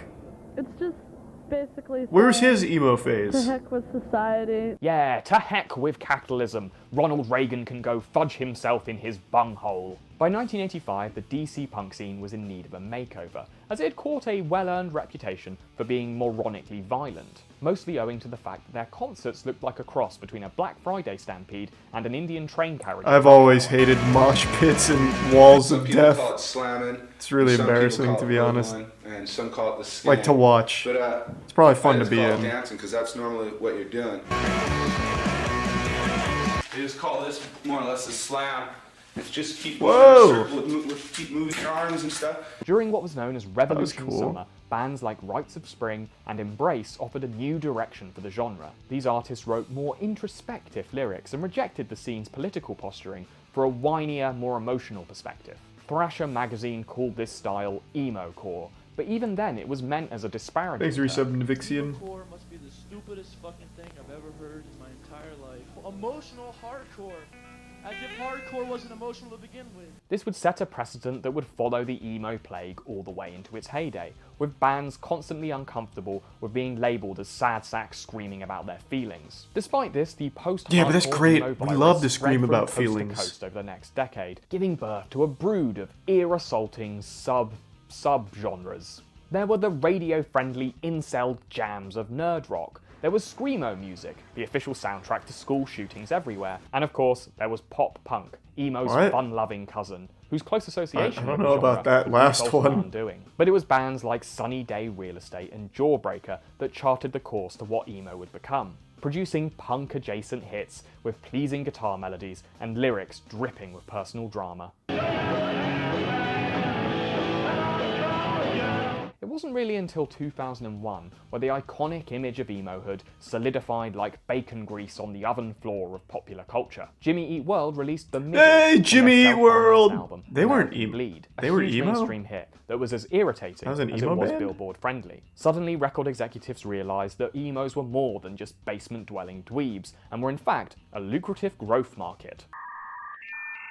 Now we're cooking. This is the emo I remember. As broadband Not fucking internet Jimmy connections Eat became more World. widespread, the irritating screech of a That's just dial-up mainstream connection was radio replaced by shit the from back in equally the grating day. sound of teenagers expressing themselves. Real emo is Emo like was Broken arguably the first Side. subculture to truly spread through the internet. Websites like LiveJournal and MySpace acted as the sweaty public toilet door handles, accelerating emo's bubonic burst into mainstream culture. Emo fans would plaster their Resub Legend profile Hero. with lyrics from their favourite bands, create fan sites, and communicate with other people who like to play noughts and crosses on their forearms. But most of all, these online spaces were responsible for disseminating what became known as the iconic emo look. The emo That was look actually centered Taylor on few Swift. necessities and tons of optional extras. But if one is to truly understand the emo, one must become the emo. Look, I'll admit, I went too far on this one, but I believe in committing to Looks it. pretty cool, And that's actually. what emo's about, you know? Committing. To Looking like good. a fucking idiot. Eye makeup was a must. Slathered It kinda looks above like the kind of guy and that would below offer the you a eye really to shitty bring deal out the for your skull soul. that lives inside all of our face meat. Black jeans that looked like they were painted on were also a must, and could be accessorized with a studded belt, which could be worn anywhere on the body, provided it was at a 45-degree angle. Black lipstick was optional, but it was encouraged. A fashion choice which only ever reminds me of this line from The Sopranos. Look like a Puerto Rican whore. Make me sick. So? Band t-shirts were also very important, but anything black would suffice. There are also these separate arm sleeve things, which make it look like your arms are wearing lingerie. Another optional extra was turning your lower lip into a playground for bacteria, as well as a target for any school bully and/or passing crow.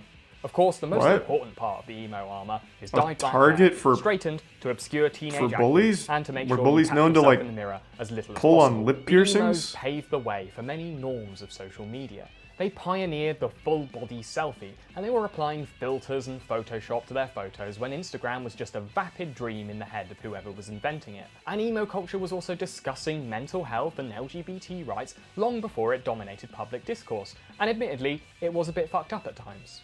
But today, the internet only approaches these topics Here's the in a Prime mature, Troxlong open-minded and gift manner, sub. and we have these Nicodemus and fringe-fondling Bit Sam. frontiersmen to thank for it. It doesn't feel hot or uncomfortable yet. In fact, it doesn't really feel like much. Well, that's good, 'cause it's not meant to touch your scalp, so... It's not meant to touch your scalp. No. Good to know. By 2004, record labels had fully weaponized the emo virus. In a space of 2 years, it would go from Here's being your a sub public drug lord. health concern to a full-blown pandemic. There were the wildly successful wine pop stylings of Fall Out Boy, a That's band not- of 5 that's members, not only 4 chins. Does- And there were the theatre school That was rejects never an known as emo Panic! band. Disco, an act famous for their obnoxiously long song What? titles, and that one bit in their one song where a guy says a naughty no-no word. What a shame the poor groom's bride is a whore. Sensing the dark winds blowing towards the This hot is like a winds, this is other a very acts pivoted to off emo look at aesthetic as well. emo back in the Blink-182 early stopped days. He's producing missing music specifically gold, to be played like with actual high gold. soundtracks, and attempted to get all sensitive with the release of I Miss You, a song dedicated to the relatable woes of missing your ex-girlfriend and spiders Fall eating Out your Boy insides. was not an emo band. They were a pop Green rock Day also radio intentionally band. infected themselves with the emo virus. I was on the embracing forefront of aesthetic and with emo. depressing lyrics with their 6 times platinum album, American Idiot. But emo's commercial peak came on the 12th of September 2006 in the form of a literal parade. My Chemical Romance's ode to a cancer death fever dream somehow became an enormous mainstream hit. For months following its release, it was inescapable. It was playing on the radio, on music video channels, on LimeWire, and from the back of the school bus, playing on the tinny speakers of someone's Motorola Razr. And if that one sounds too specific, that's because I was the one playing it. It is the third law of culture that any action is always met with an equal and opposite backlash. And emo's front lash was so seismic that its critics arrived armed with all the unholy powers of the mainstream media. Now, emo is a term you may or may not have come across. It's short for emotional. Oh my God. Parents about the so-called emo I remember culture. this shit. Reed, what is emo? Well, Barb, this is something that has come out of the internet and into music and the lives of Utah teens. News reports on emos were designed to terrify parents, Slava? focusing on the subculture. Exactly, he's missing all of the actual emo gold like Silverstein and shit. About gender bending. Gender bending is also part of the emo culture. Boys wear girl pants and makeup. Girl pants! But like any teenage culture, emo was specifically designed to piss off parents, so its vilification in the mainstream media probably helped it with its target demographic. But emo's real downfall was orchestrated by the very forces that brought it to prominence. When did emo die? Emo That is a good culture may have question. I never even thought popularized to think of the that. selfie and the confessional blog, but it also brought another internet pastime to the fore: cyberbullying. Being an emo kid They were online bullied? in 2006 That's was why they like went wearing extinct? a MAGA hat to your liberal arts lecture. You were kind of asked bullied for it. For to every extinction? extended fringe, there was a full-body cringe and an army of trolls waiting to pounce. You might remember this emo hate anthem that did the rounds in Pingu and 2006. Gamerman. I wear skin tight clothes while hating my life. If I said I like girls, I'd only be half right. But the single most egregious case of online emo-phobia came in the form of National Emo Kid Beatdown Day, cleverly scheduled for the 6th of June 2006. Get it? You get it. From MySpace to 4chan, the happy hate crime holiday spread like septus from a septum piercing. And while there were no recorded emo pummelings on the day, anti-emo violence became a genuine global problem. It was officially declared a hate crime here in the UK, and there were actually roaming gangs of anti-emo vigilantes in Mexico City. This young emo is Also, calling 666 was the Falador Massacre Day. the God young rest man its soul. survives, but his attackers run RuneScape round looking history. for more emos. But if I were to retroactively point to the final digital nail in emo's cyber coffin, it was this, where it became a punchline for YouTube's favourite sexual predator. Sorry, I mean YouTube's favourite alleged sexual predator. You know what? This one I believe. When Maybe this guy Onision made really fun of did kill you, it. It might be time to return to your natural colour and force yourself to like jazz or something. Ah, jazz. The thinking man's Lazy migraine. Tier 1 nose in the recent As for the Fireside. bands, well, like a toilet that won't flush, some of them just kept that shit up, with groups like Paramore maintaining a loyal fan base to this day. But the main exhibitors of the emo they're style still good. made it their mission to distance themselves as far as possible from the label. Now you've been quoted as saying emo is a pile of shit. Oh shit, yeah. Why is that? Citing 90s emo as the one true emo. Well, emo as it is today, which is nothing like emo as it was when I was growing up. And Panic at the Disco frontman Brendan Urie? I don't know, has made no secret of the fact that he just wants to close the goddamn door on the song that made his band so popular. Maybe you should, Tony.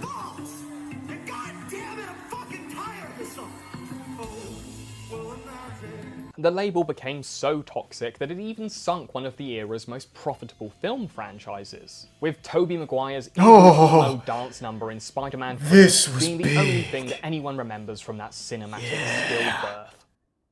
So after applying a healthy That should have given new birth to emo, honestly. rash disappeared as quickly as it developed. It survived as an insult and a meme a lot longer than it actually lived in cultural relevance. And ironically, that's probably what kept its memory alive long enough to inspire genuine nostalgia. Just 2 years ago, Post Malone dropped Welcome to the Black Parade during a DJ set, and look at the crowd, they're loving it. And you know what? I mean, the Maybe music it's is the still hair good. dye Like, going I to don't. my brain, You but can I shit like on that some of song the too. emo It's culture, but the good. music still I mean, slaps. It's not really good, but like it's an anthem. I mean, it's not Mozart or Ambient Nonsense 12 by Aphex Conjoined Twin, but it's Wrong. good. I still like listen to it. Bohemian I still like Rhapsody's it. Good. It doesn't I mean, make you can sense, enjoy but it doesn't your have to. Playboy Yes, Cardi, and I'll enjoy some of the old school boner jams from fucking Silverstein and shit. Thanks to Prime Thrill House. Straight up, just no. What do you listen to, CB? Or Sabi? What's on your playlist? Stage is yours. What do you listen to, Sabi? I'm expecting a Playboy Cardi or something. Thanks to Tier 1 Ox.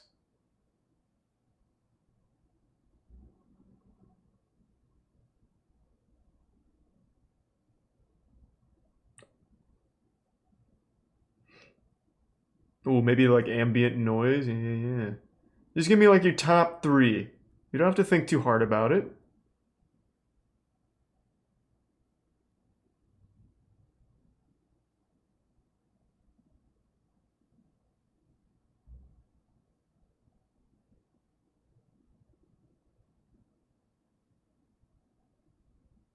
It wasn't that hard of a question. Just asking what you listen to.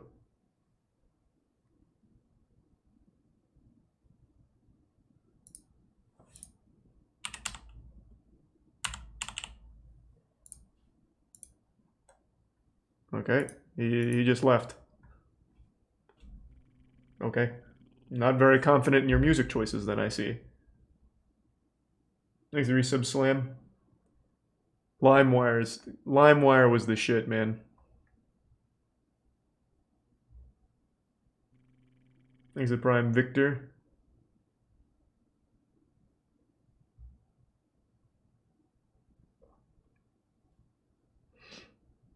And hello, Iceberg.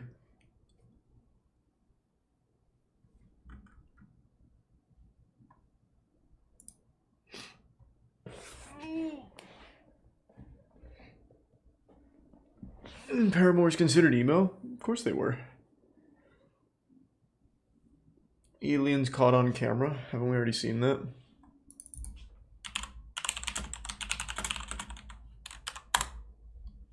Yeah, we've seen that. It's just like a kid with like pants on his head doing a chicken dance. Which would probably be used as evidence on Ancient Aliens.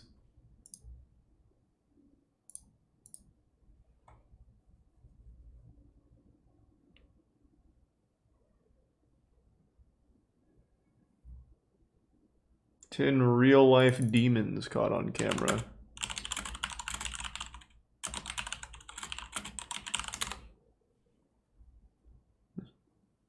This one fucking sucked. Or I guess it could be one of the million other YouTubers that makes the same content. This is gonna be the same videos though, they just usually take the same shit from each other. There's the Prime Zimclad.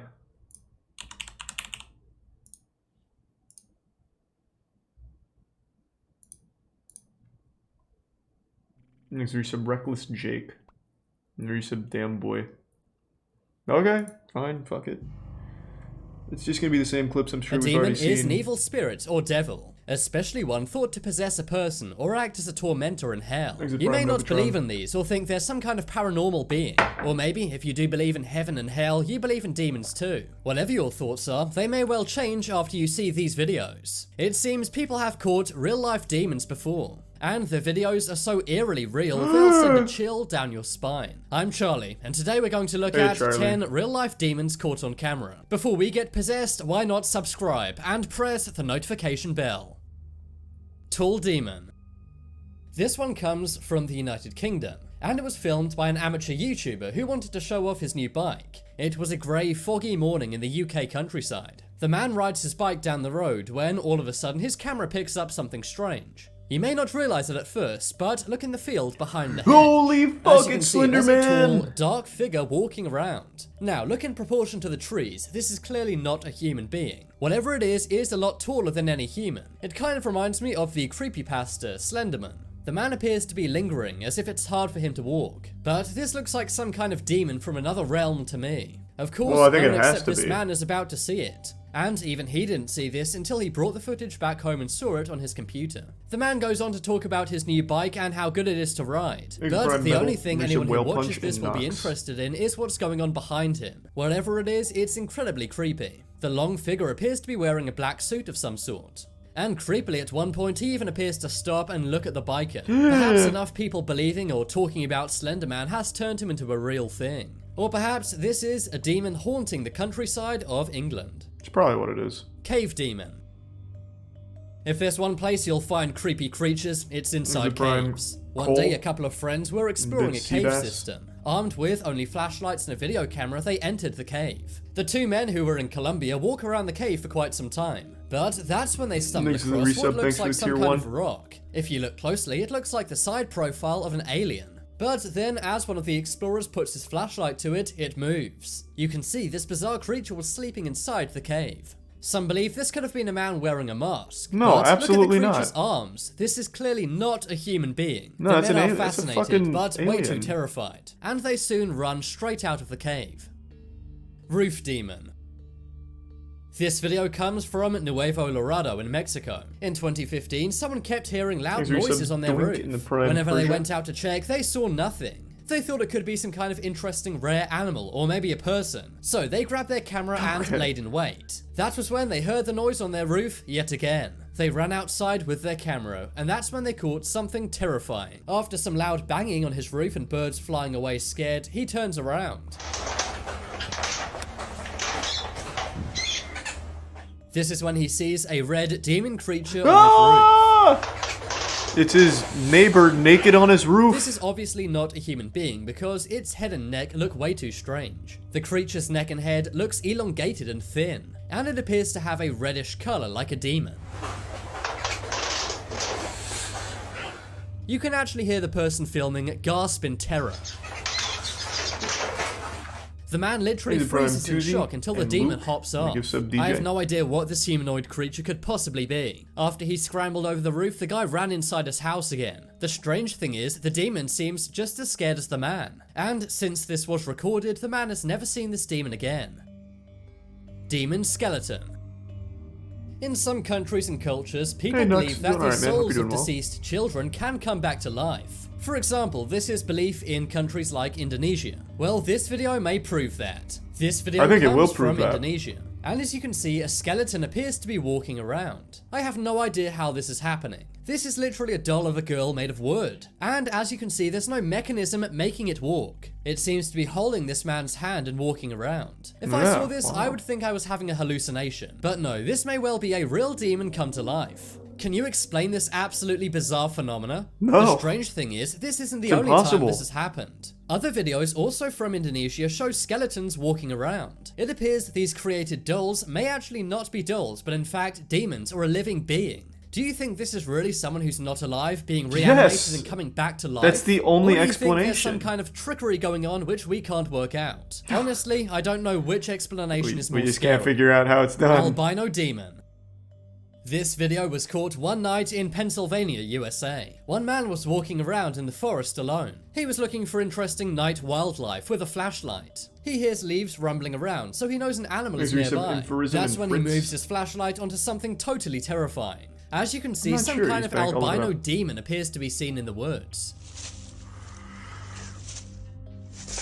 Oh my god, it's an albino demon! It looks right at him for about 1 second Pennywise. and then runs off. The man then gasps and says, "What was that?" One thing which is consistent in all of these videos is the demon appears to be very afraid. You'd think they'd come after the humans in some way, but it seems people and demons are just as afraid of each other. What's creepy is it appears to move very silently. Some say this could be some kind of albino Sasquatch, but that again would be mythical and creepy. What do you guys think this is? Probably albino Sasquatch. Road demon. This video was captured in the United States. A few friends are driving around one night having a good time. But that's when they see something pretty creepy in the road. This one's Some real. kind of red demon I also can't show this one. This one's an actual human being. It's a naked crackhead. And he starts chasing the car.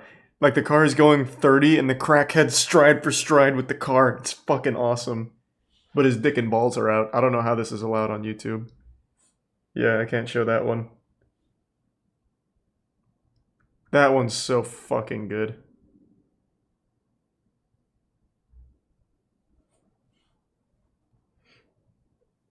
Alright, hobo shoestring.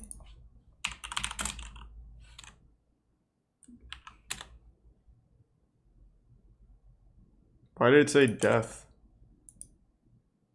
What does he do? He's been riding freight trains since 1989.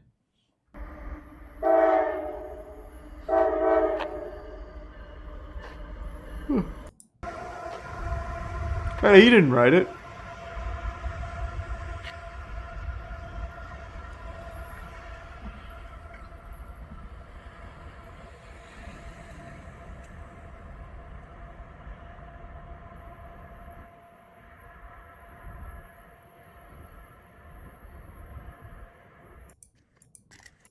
I was gonna look at these. Slowing down a little bit in between that event. Old train. Let's. He doesn't even ride. Dark Millennium Falcon shirt finally came. Oh. Like made out of rubber right here, so. In the rest, the water would here, but how. Nice. And yeah, I've seen that conveyor. It was good. Making a Lego clock.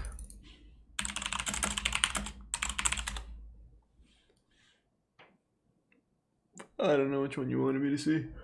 15 worst horror movies ever made. I actually kind of want to make one of those lists. I've seen every shitty horror movie that was ever put on Netflix for, it was like a span of like 3 years. So I've seen probably every horror movie on this list.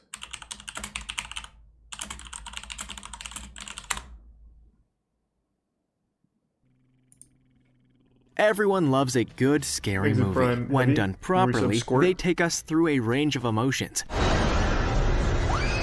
Have us cowering behind a bucket of popcorn, and remind us what fragile creatures we actually are. Not all productions manage to achieve this aim, however, and there are countless films that fell flat. Whether it be the plot, the acting, the special effects, or simply an atrocious concept from the outset. We hope you're ready to relive some of the greatest he's gonna put cinematic Birdemic on here. I have to because it's immediately time discount to it. take a look at the 15 Birdemic worst is horror meant to be movies bad. ever made. Number 15. Ginger Dead Man Movie. On the face I've of actually it, never a seen movie Ginger about a Dead Man. psychopathic gingerbread man being played by the one and only Gary Busey should have been the perfect B-movie antidote to the polished Hollywood blockbusters that were so common in 2006. But instead, it'll go down in history as one of the most bizarre, downright stupid, and not scary It looks horror good to movies me. to ever grace our screens. Doesn't look like a Get your gingerbread little man ass though. over here and smoke this shit. The basic plot is that the ashes of a pretty dead cool. serial killer were mixed in with the ingredients of a batch of gingerbread men, and his soul inhabited one of the baked figures to wreak his revenge on the bakery. Admittedly, Busey did the best he could with the script, but this wasn't enough to prevent it being declared as one of the hardest movies to watch thanks to its shoddy script and unrelatable humor. And it came in for particular criticism for being so clearly derivative of the much better Child's Play franchise. No, it's Despite nothing. critical It's not panning, even like it it. spawned 3 further sequels, each of which plumbed It's a new gingerbread depths man. of awfulness. And since the original cast unsurprisingly didn't return for them, there were no redeeming features whatsoever. Before we go on, like this video, smash the subscribe button and click the notification bell right now, or Slenderman will come from under your bed when you're sleeping. Okay. Number 14. M. Night If he Shyamalan. does, then he does. M. Night And I'll Shyamalan film it. has made a name for himself That pussy. with his thought-provoking, supernatural movies with a trademark twist at the end, and has been responsible for generating more than $3 billion at the box office. Not everything he turns his hand to is a hit though, and in 2008, he released his first and only R-rated work, The Happening. God, I need to rewatch this fucking movie. Fuck. starring Mark Wahlberg. This one is an it actual tells classic. the story of 4 friends as they try to escape a strange natural disaster. And while it took $163 million against its $48 million budget, this happened more because of the director and writing it down so I don't forget to rewatch this movie.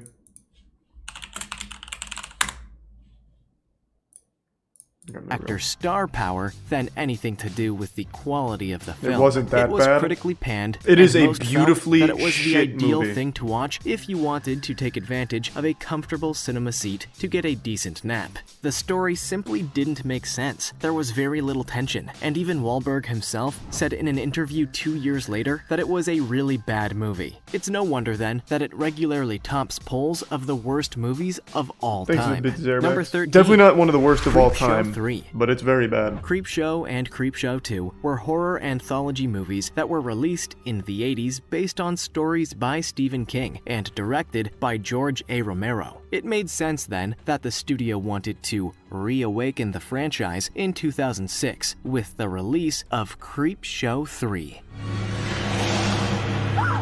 But the problem was they weren't able to attach any of the original cast or crew to the project. What resulted was a mess of a movie that was released on HBO and home video around the world. Instead of linking the individual stories together by a comic book like in the first two, the actual characters in each of the short films interacted with each other, which created a strange sense that you were watching one long narrative, while at the same time, you weren't. There doesn't appear to be anyone who had anything good to say about Creepshow 3. Character development was virtually non-existent. The obviously limited budget made it look awful, and the stories being told simply weren't up to scratch. If you're looking for frights and scares, then Creepshow 3 certainly will not be providing them to you. Number 12. Nah 2, Food of the Gods, 1989. The Food of the Gods I haven't heard of was a popular novel written by H.G. Wells that was first published in 1904, and in 1976 it was turned into a fairly terrible movie by Bert I. Gordon that was just a bunch of rats in a critic pool? to be the worst rodent movie of all time. How many rodent movies are there?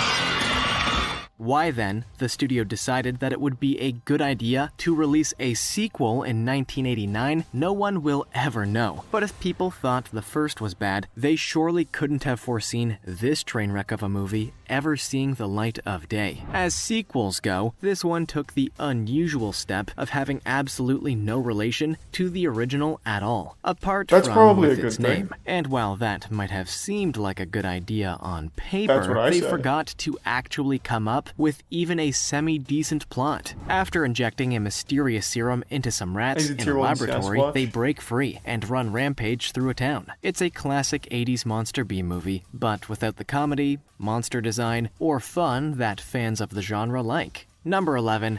Anaconda, 1997. Man, what the fuck are these Green movies? anacondas I haven't heard of are any the of largest these. species of snake in the world. And if you were to ever face... Hold on, I'll be right back though. I want to fill up this water. I haven't had water in a little bit. I tried to watch Karen, but it was just way too boring. It was hard to sit through. It was genuinely a hard movie to sit through. It fucking sucked. I'll be right back. Like, not in a fun way. I was hoping it'd be so bad it's good, but it was just so fucking hard to sit through.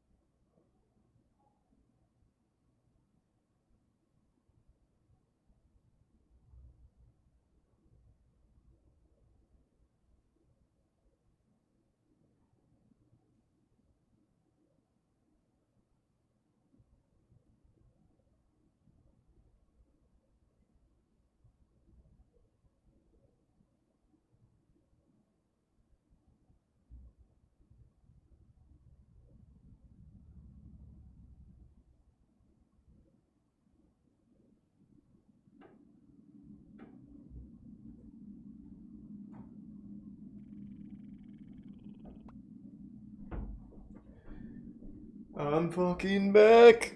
Oh, thanks to the resub Josh and Hustler.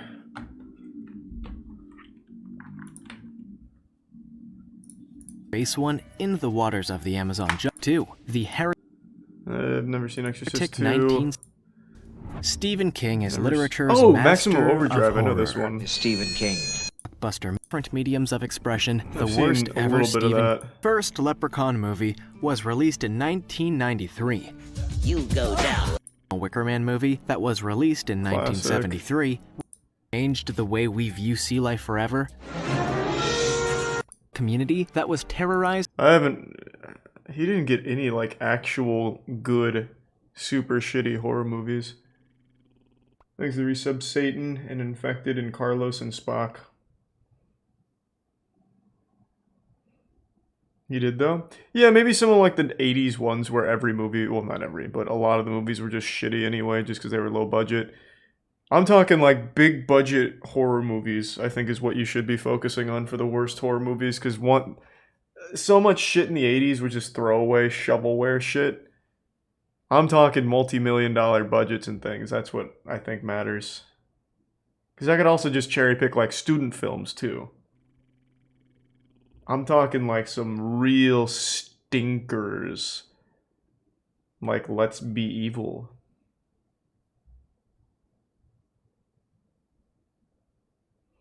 Thanks, the resub Bread Couch.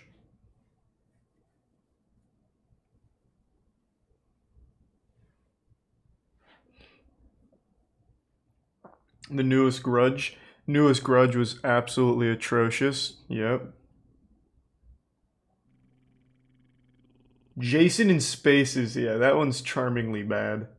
Thanks to the Prime Mirage. Craig Denny's Astrologer. Never heard of it. I'll check it out maybe. When art restoration goes south.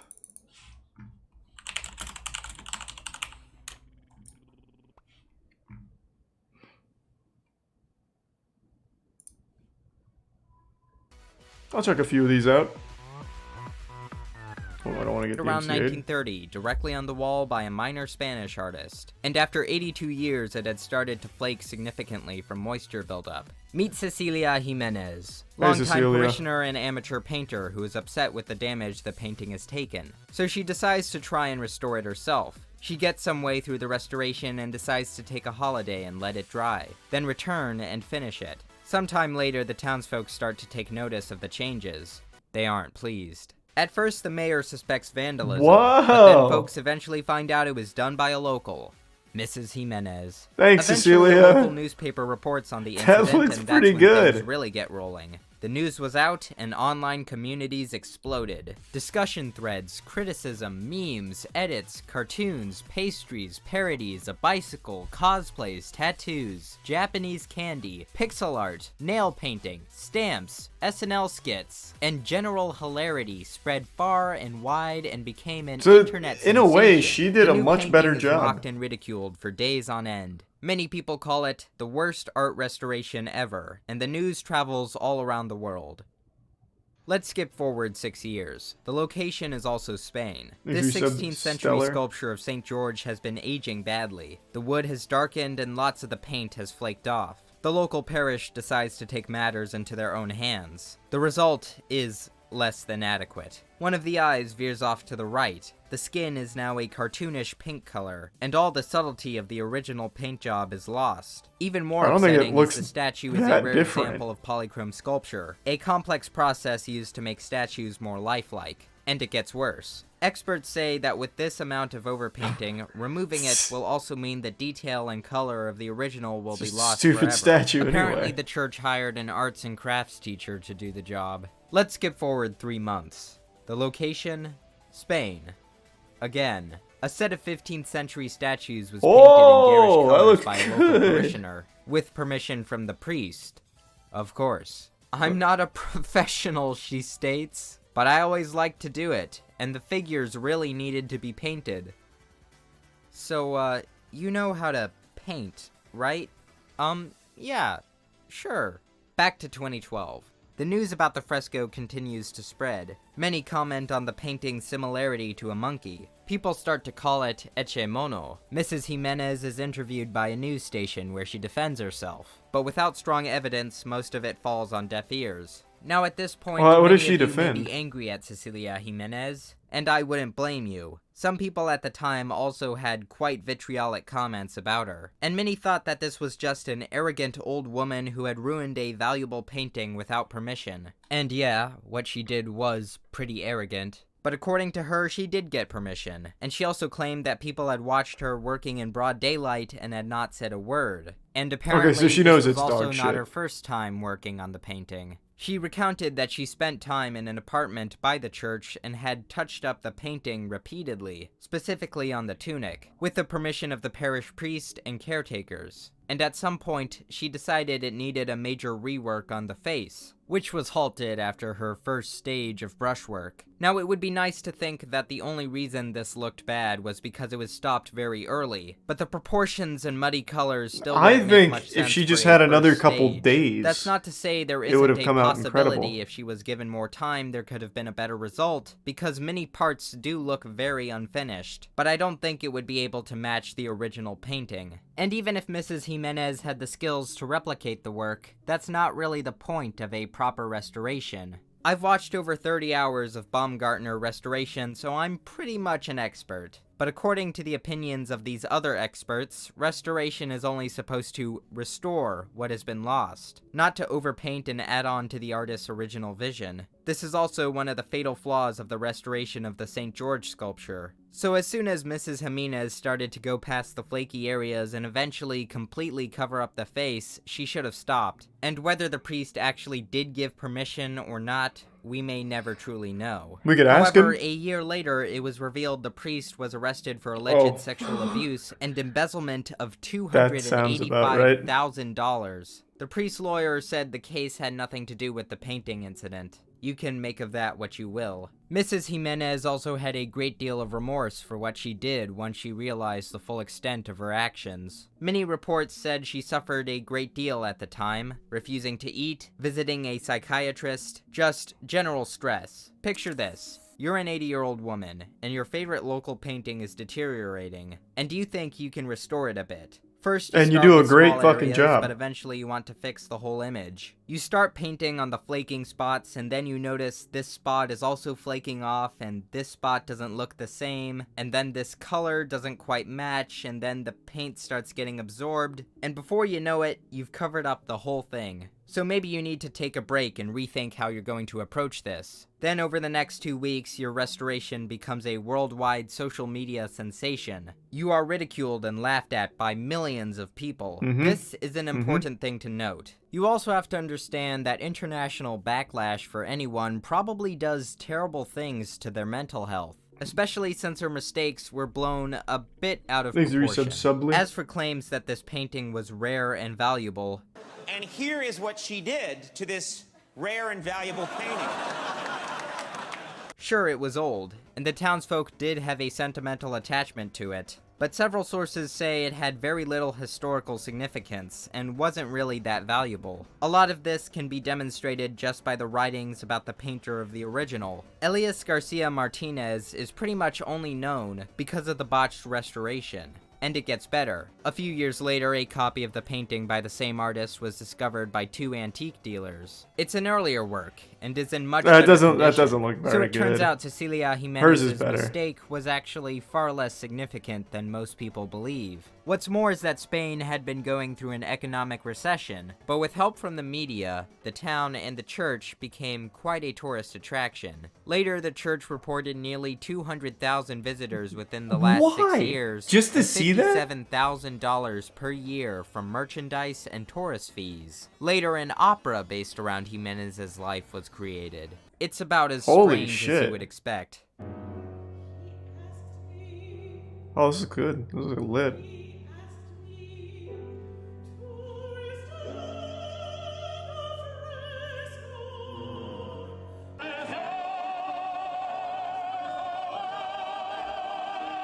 Wow, I mean, As the for local claims church that group is Jimenez crushing it. was full of herself, it's not far-fetched to say that she has some pride, but honestly, if you made a mistake that was so hilarious that it became famous, wouldn't you want at least some recognition and a cut of the profits? And these are profits just from tourist visitors and merch sales. She did not go around copyright claiming internet users if anyone was confused. But even from these small sources of revenue, this painting produced a lot of money. Echemono turned out to be great at selling merchandise. Pens, t-shirts, mugs, the usual stuff. The money was eventually split between Mrs. Jimenez and the sanctuary's retirement home. Mrs. Jimenez is reportedly using her half to take care of her son, who has cerebral palsy. Jimenez also eventually painted her own version of Jesus for a wine label. Sure, the image might be a bit wonky, but it's stylistically clear. The features are well defined, and I would say it's a big improvement. I think it's a downgrade. Inspired wine also exists. I'll just say it. I think she hit pretty good, the peak of her career with the with all the new attention, she also restored opened piece. up an art show full of her other paintings that are so much better than what you would expect.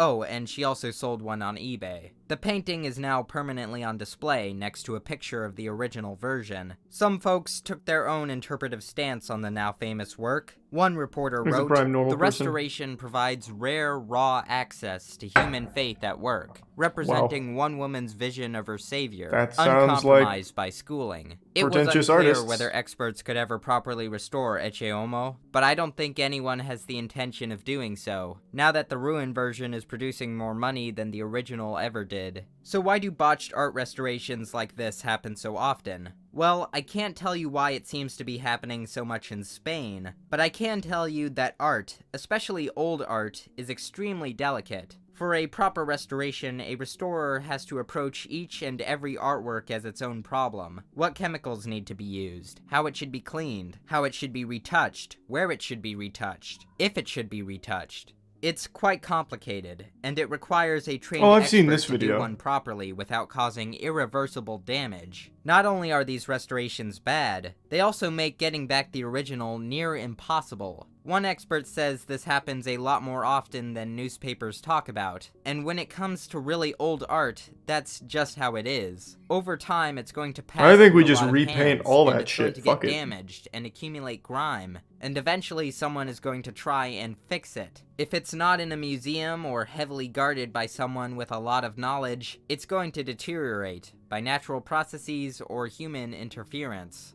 As for the 16th century statue, a re-restoration has been completed, and as far as I know— Wait, was this on? I didn't notice this the first. Is it over Reptar? Like, what is this horse standing over? A dinosaur? That's fucking awesome. I didn't notice this. I thought it was just a rock. That's not a dragon. What kind of dragon has little baby feet like that? It's more like a T-Rex. Kinda. I guess it could be a dragon. Or just like a giant lizard. Maybe Godzilla or something.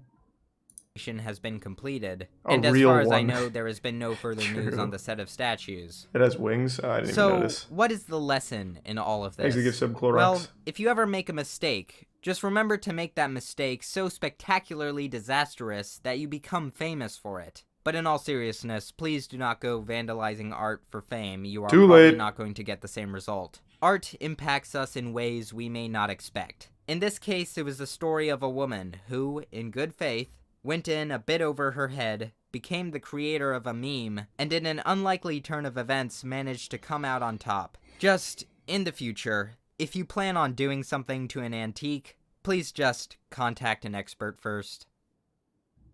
Or just ask me if you can do it. I'll tell you. I've seen the Pizza Time thing, and no, I'm not playing Deltarune 2. God damn it.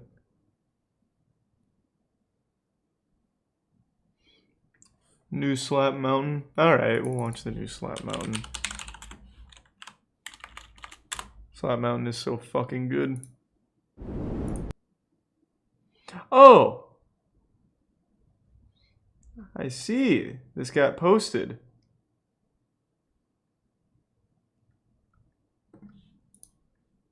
I didn't even see this go up today.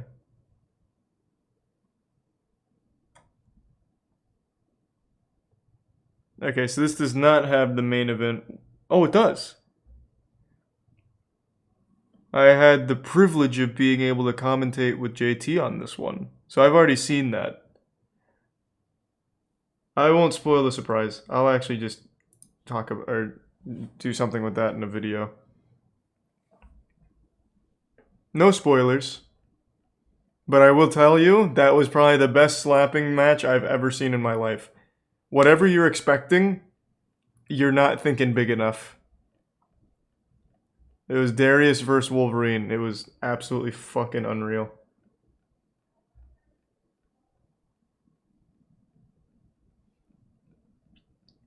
What space movie came out in 1992? Why would I Google that?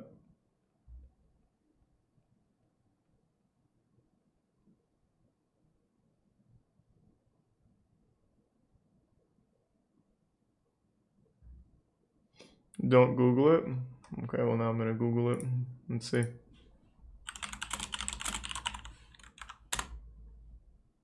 Oh, I see. What an epic troll. Thanks the resub cipher.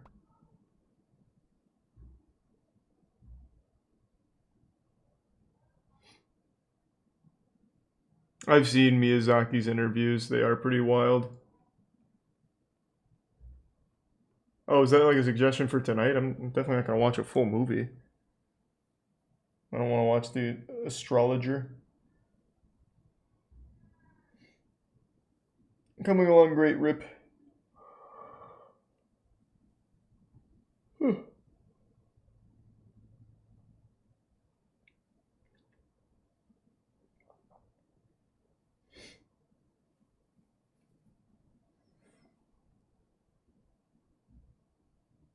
You hear about the artist that got paid $84,000 for a blank canvas? Yeah, the museum got a great deal on that. Usually blank canvas art goes for 6 figures. Like deep in the 6 figures.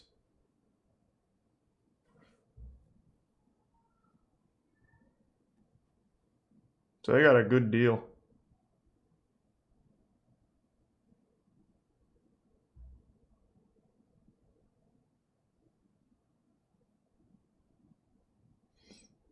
Thanks to resub Dex Caliber, Chain, and the Prime Mojo Jojo.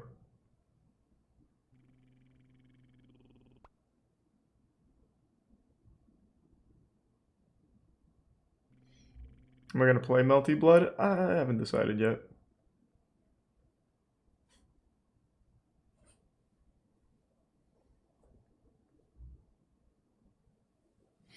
No Darman tonight.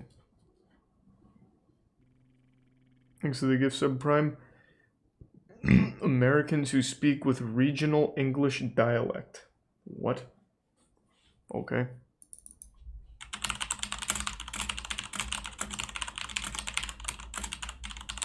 This doesn't exactly sound thrilling, but I'll check it out.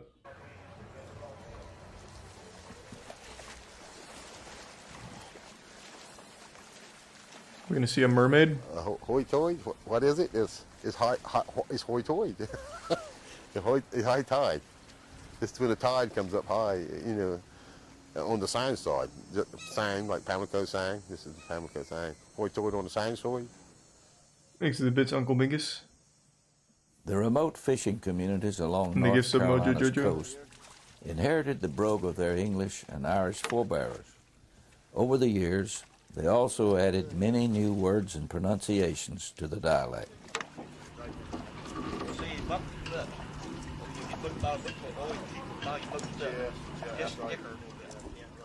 I know my uncle used to always say it, picking on me all the time, you know, when I was young, and, you know, we'd be fishing, you know. He said, come on, let's get going. It's hoi-toid on the sand soil. Last night at the waterfall. Just sounds like Australian. What's the matter, Uncle Wood? He said, get her going. And he said, what is a high tide brogue? And I said, you know, it's where we live. It's called the high tide brogue. High tiders, yeah, I forgot about that one. Well, that wasn't very interesting. They just say high tide weird. That's the only thing about their accent is they say high tide weird. The High Tiders. Interesting.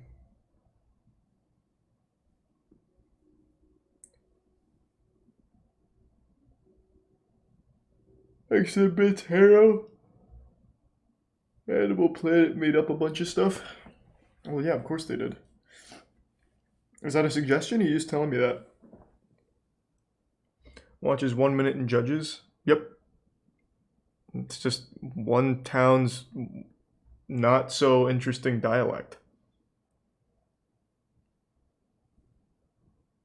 Do you remember when Animal Planet made a fake documentary about mermaids being real and tricked a bunch of people? That sounds vaguely familiar. Thanks for the resub, Adam.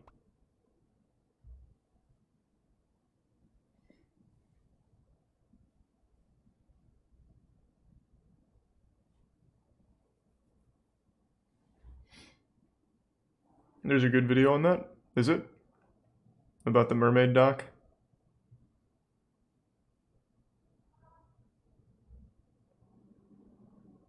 Oh, that's what it is? When Animal Planet made a bunch of stuff up, it's about the mermaid documentary? Thanks to the Prime Perfect Cell and the 10 gift subs, Jack Slice. Thank you for the generosity, man. And the gift sub, Rocky. Okay, I see then. I don't really feel like watching a documentary on the mermaid thing.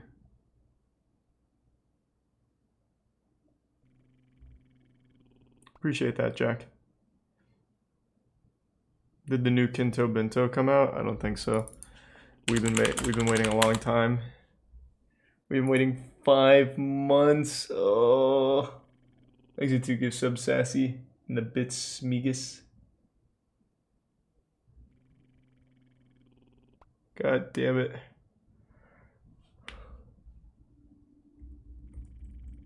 Whew.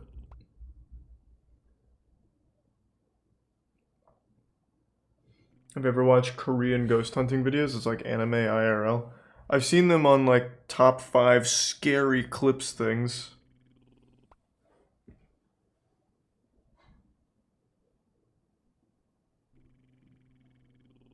Thanks a bitch, Bob. He said why he wasn't uploading in this comment section. It's terrifying.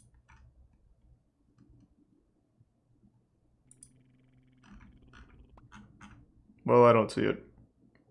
Oh. Oh, no. Well, I'm wishing him a speedy recovery. Hope everything's alright. Is it tier 1, Foxy Grandpa?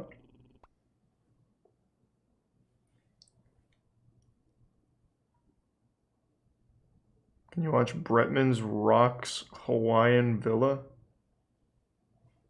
Bretman's Rocks Hawaiian Villa. Okay.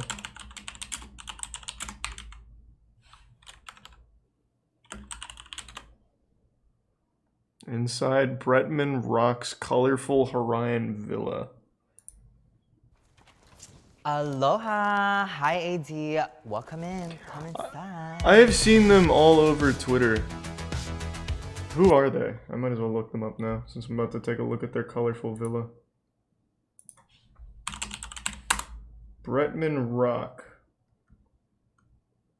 A beauty influencer and social media person. Oh. So they're an influencer.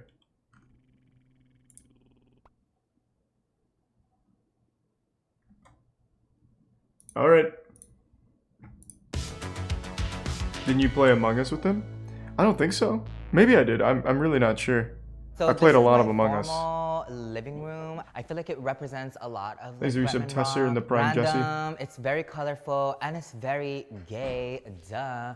I'm obviously from Hawaii, but I am Filipino, so I have a lot of like local pieces in this room, and I also have a bunch of like Filipino pieces in this room. This is my live terrarium out here. I feel like it's just like a piece of nature in my house, and I don't know, like staring at it is so therapeutic. You should get like a little turtle for it. Definitely my favorite piece in my former living room, and you already know, you recognize the name, it's the baddest. I also love the fireplace. I feel like fireplaces are really kind of rare to see in Hawaii because are those? He has a pair of roller skates. Here. And my favorite chair in I haven't out of, seen my roll whole like entire 4 house roller skates is in this so balloon long. chair from Kenneth. He is a Filipino designer, and it's called a blooming chair because it's supposed to resemble a flower. These are 5 gift subs. But let's be Might real. change it later. Y'all know what it Thank you. resembles to me, so it's very comfortable actually. And I don't know, I just feel like it's so sexual and so Bretman Rock. Over here, So it's an actual kind of like a butthole photo chair? op moment. Wait, This what the is fuck? designed and up, so Where do you even get like a butthole chair? so That's actually kind of nutty. It's an actual brown balloon knot chair. Very cool. This house is pretty nice. it's very comfortable actually. And I don't know, I just feel like it's so sexual and so Bretman Rock. Over here is kind of like a photo op moment. This is designed and made by a local artist. It also reminds me Exhibit so soy much and of Dorito. like my MTV show because of this chair. And honestly, I just like sitting here sometimes and like admiring my house. Like, wow. And of course, we can't forget a chair for my little niece, Cleo. So just a bunch of wood stacked on top of itself? A lot of crystals. You guys will see them all throughout my house. I love crystals. I'm pretty sure this is heat treated selenite. Not selenite, celestite. I don't know what the f it's called, but It looks like orange. something I I'd see love in it. biology class. My Like some kind of office model. is kind of like a mess, but like a hot mess. So it's very much like me. When I am working on something, I like to surround myself with what There's I'm the working on, and so that's why I Mihar. have all of my Crocs in here. I also do a bunch of like my gaming over here, YouTube stuff, and Makes a the lot of Phantom. my achievements are also here because I like to remind myself that I'm a bad. What I'm most proud of in this room would probably be this award. It is the E People's Choice Awards Beauty Influencer of the Year. The reason why I'm so proud of this is because a couple days before I received this award, my dad passed. And I almost did not want to take a flight to accept this award, but I just felt like I had to, and my dad would have probably wanted me to go there and accept my award. And to be honest, I felt his presence that day. I feel like just this award Congrats, itself that's is huge. not just for me, but it's also for like my parents and their like dreams and aspirations of me when I was a kid. So yeah. I have like non-makeup stuff in here that I've worked on as well, like this What Do You Mean set. Obviously, she's a James Campbell High School grad. Show me more of the house instead of like the Too merch. much in here besides like work. This place looks So it's fucking pretty nutty. boring. So There was an this asshole is chair. my I'm favorite kind dining of room. interested now. My favorite piece in Oh my this god, it's dining room butt is cheek probably chairs. This butt chair. I was very fortunate enough to work with a brilliant team of designers. I see. They are Well called then. the Now you've got my MCYIA. attention. I love that they captured how weird I am, and they basically captured like my That chair looks personality so in my uncomfortable. house, and I love that the most. Another thing that I really love is Love the this design, but goddamn, I'd paper hate to that sit we in it. chose. When I moved to America, I couldn't read that well like most other kids, and one of the first books that I read is Where the Wild Things Are. Great book. And it just reminds me so much of like moving to America and Exit my Tier 1 love for, like, Scalamantics. reading. I don't know, doesn't it remind you of the world Where the Wild Things Are? This is my chandelier over here. It is from Restoration Hardware. I love it. It kind of reminds me of the Philippines. Thanks to 3 gift subs, and, Sumo. like just the things that I grew up around. Appreciate it, I know man. It's so dramatic, but like this dining room just reminds me so much of like moving to America and being an immigrant kid, and like yeah, it's crazy. And also the touches are like me, cause I'm extra as hell. Welcome Well, this to my all just looks kitchen. super normal. This is where I pretend that I know how to cook. To be honest, Where's some more made it wacky here to, shit? Like, microwave things, you know, around and Here I'm a we singer, go. Songwriter, actor, actress, athlete, activist, a scientist on the mother side. That's what I do. Another thing that my designers helped me source out are these local paintings. I love supporting local artists. Obviously, we have this. This is actually me as the girl with the pearl earrings when I was promoting my new sunglass collection. And someone did a painting of it, and I just love it Nice. so much. Sometimes I just like to I'm trying to read that get shit on the litty back. and like walk walk around in here and pretend like I have my own museum at home. My favorite one is this turtle right here. I'm a big advocate for saving turtles because without turtles, we wouldn't have turtles. Please don't use plastic straws. That's a really good point. Do you want this? You stop and think about it. No, you don't. Another painting in this house. Why that stop I at turtles though? Is this painting of my niece Cleo and I. And it's kind of like the colors of my house right now, so I thought it would look really perfect here. As you could probably see, my niece got a hold of the chalk. I'm glad that I have a house now where I could let like my nieces and my nephews just draw whatever they want on the walls. Because I want Cleo to know that like I appreciate these like little drawings that she makes of me. Even now, if he has a wax figure of Humphrey, or wax statue of Humphrey Bogart, then I'll be really impressed. This is my attic. I like to call it my Brett Man cave, you know? You get it. This is the hangout spot for like my friends and I. My favorite pieces There's no in this TV. room are these mahjong sets, and I want to collect all of them. They're so hard to find. I actually prefer sleeping here. So when I show you guys my room, just know that I do not sleep in there. I sleep in here. It's so comfy. So comfy. I also like to journal over here. You might notice the I tried journaling once. Like it was just really sad. This one is Mr. I would just write shit down like, yep, didn't win at Fortnite today. Mr. Einstein Then I played Sly Cooper. Science is my favorite subject ever Going to bed now. kid, and which is the reason why I have a science corner over here where I film my science videos. I just like to collect like trinkets and like small things. Like this is from a show that I am currently working on, like these pieces right here. I have like this really powerful crystal over here called the Moldavite. We love her. It's kind of like my science studio, I guess. Love this room. Is he like an actual scientist, or is he just joking around? Is it like a bit he does? Gosh, you could literally sink in here and just stay here all day, which is what I do all the time. I just sit here. Literally. I like to call this my manifesting Just a bit? Oh, tower. okay. A lot of like my crystals are over here. And whenever I'm manifesting or journaling, I like to stay in this room because of like all the energy. I don't know if you could feel the energy through the video right now, but I'm sending you some. Oh, I am feeling it. I just got a burst of that. This is my beauty room. If you guys watch my YouTube channel, you guys probably seen this room. I love this room so much. Obviously, I'm known for being the most beautiful person in this world. No one has ever said that, just I think that. This room is just a cute reminder of where I started. I started off Any Jeffree Star palettes in there?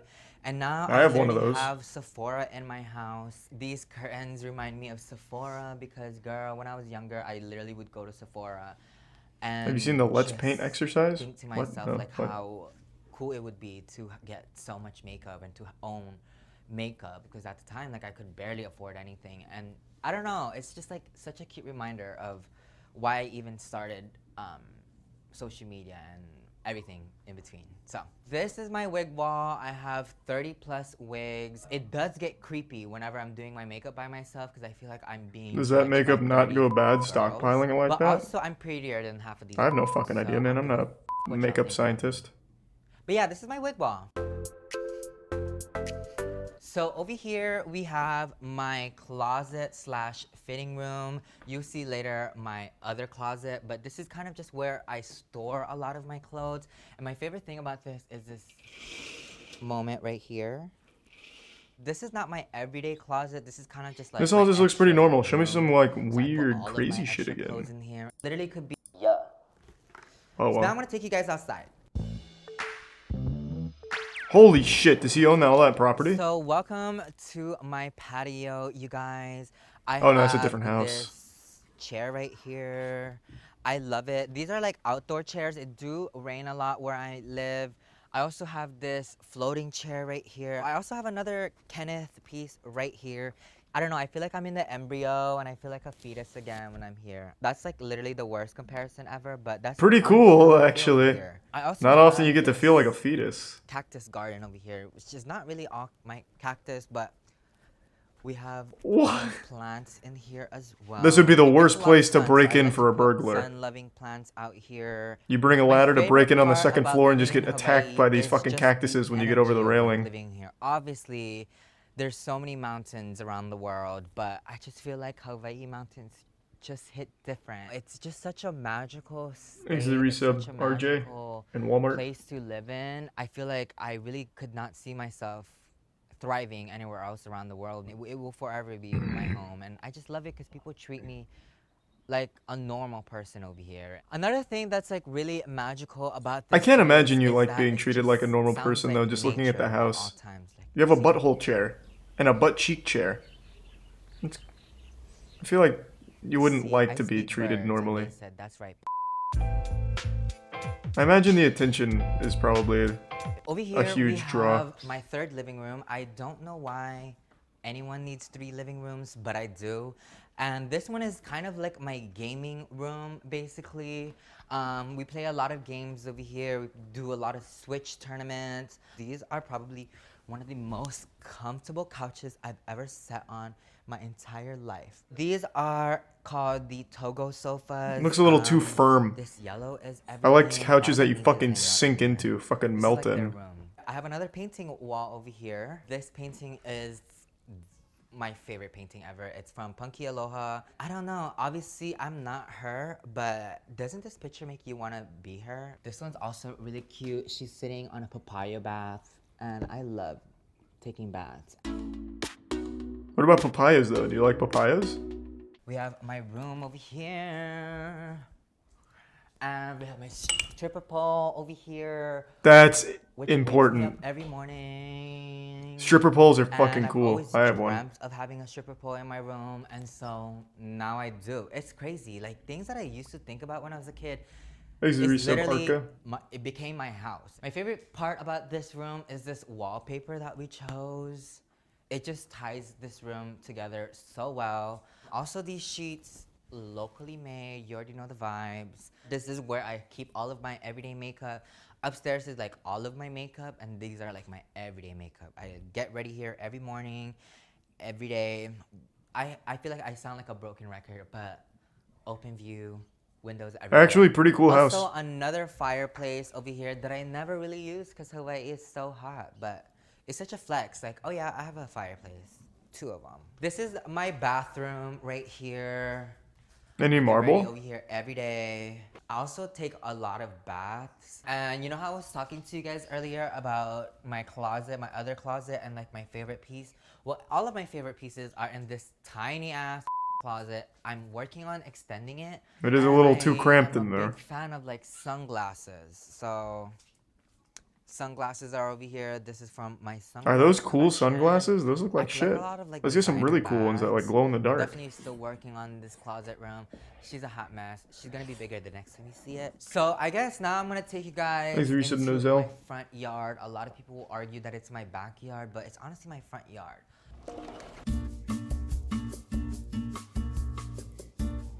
Holy shit. So now we are in my front yard. I have these lounge chairs over here, and I have a fire pit right here as well, which I love. And my favorite piece in here would probably be my Is that a dick? succulent. It is a cock. It's definitely a statement piece. So over here is my outdoor lounge area. My family, when they come over, this is kind of where we eat most of the time. We have like this circular lounge area right here. But my favorite is this, and this is actually where I eat most of my meals. I like to eat my meals outside. I also am working on putting a bar in here. Right now it's just a table, but eventually I'll have like a full bar. Speaking of like future projects, I am planning on putting a pool right in front over here. Oh, don't waste the space. I'll probably get that done in the summer. I also love this avocado tree. I feel right like here. pools are never She's actually producing that new fun. avocados for me, and so it's always cute. I love avocados. So now my But dogs then again, maybe are I'm out just not here a big to pool join guy. us. I do have a cute little like mini farm in my house. I have 4 cats, 2 dogs, a bunch of fishes, and I'm probably There's gonna a prime get like a Jeed. bird sometime soon. This is Elle, and then Tora. So this is Tora right here. This is Elle. Elle is a rescue, and Tora is adopted. So love these two so much. Don't and say that in front of her, they just bro. kind of like both fell into my life, and I didn't even like really like train them. They just kind of are such good dogs. Like they really are. And they're just so fun and silly. Like Tora reminds me of a jelly bean. So yeah, that was my house. I love So yeah, that was my house. I love having a place in Hawaii. I will That's so always cute. be a Hawaii boy. I'll always be an island boy. And just so blessed to be surrounded by nature and kind, nice, amazing people. There is one more thing that I forgot to show you guys, and it is my monster truck of a golf cart.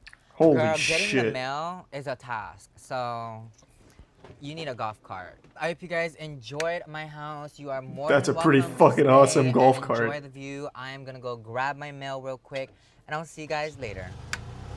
Aloha. He just crashes into his house. Peels out, flips it over. Actually, pretty cool house. Yeah, not bad.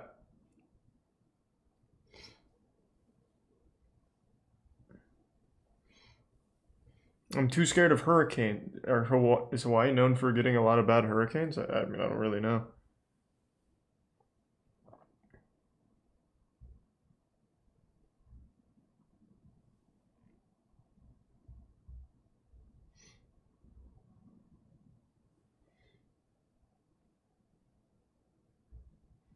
Are you ever going to return to Dead by Daylight? I mean, I'll probably play it at some point.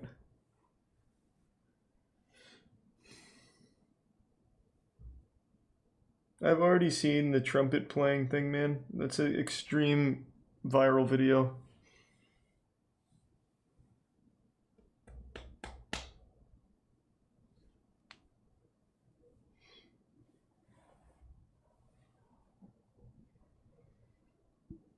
It's known for bad volcanoes. Well, volcanoes don't usually erupt over there or anything, do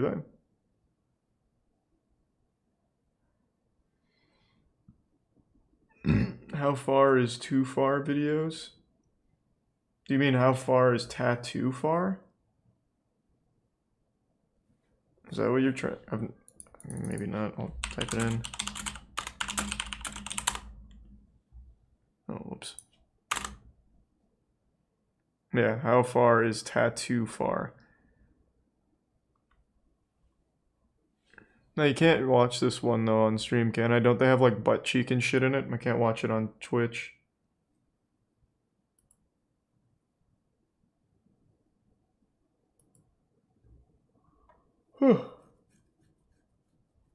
Thanks to the Prime, Slammin' Sammy.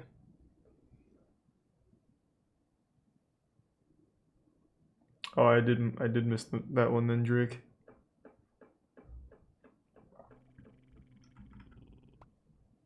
Thanks to the resub, Firefox.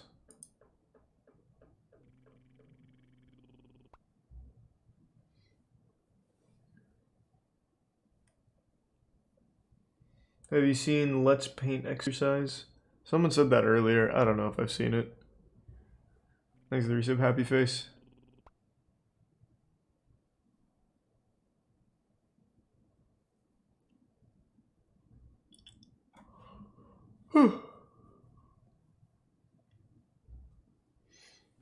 Thanks to the resub, Kitty.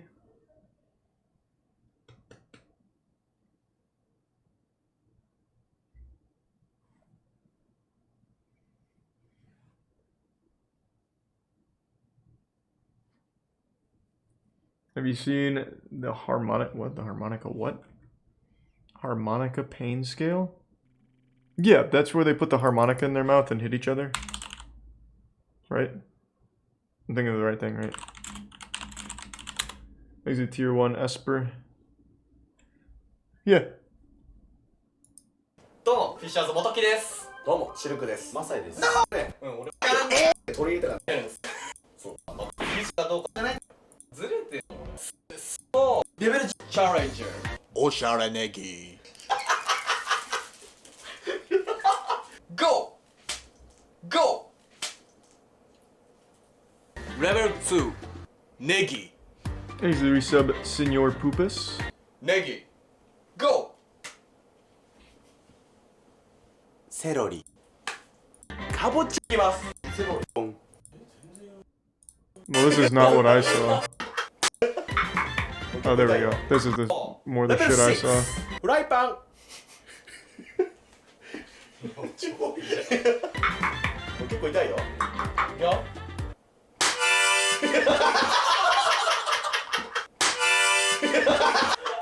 Yeah, I saw this on Twitter a while ago.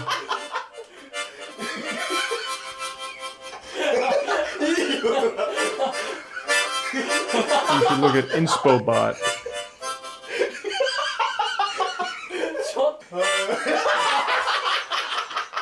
クリアできなかったんで、クリアするまでこれやり続けますね。クリアするまで。レベル6。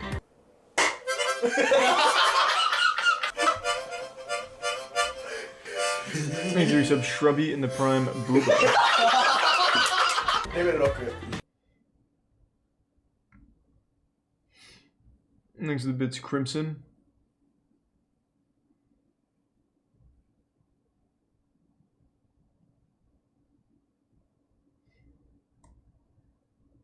One of the angriest dudes in the game, I have no shame.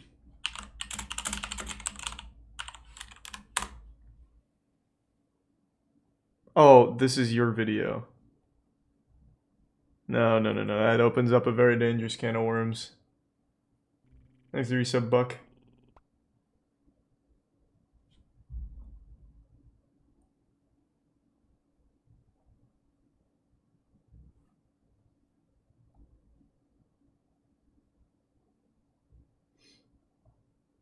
Thanks to the resub, it's Midgod.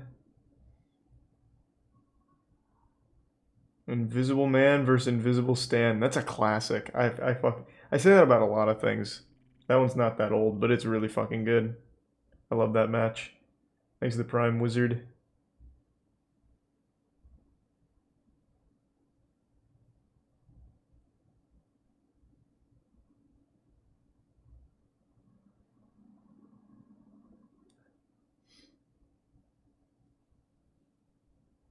League World Song. I'm not trying to get DMCA'd.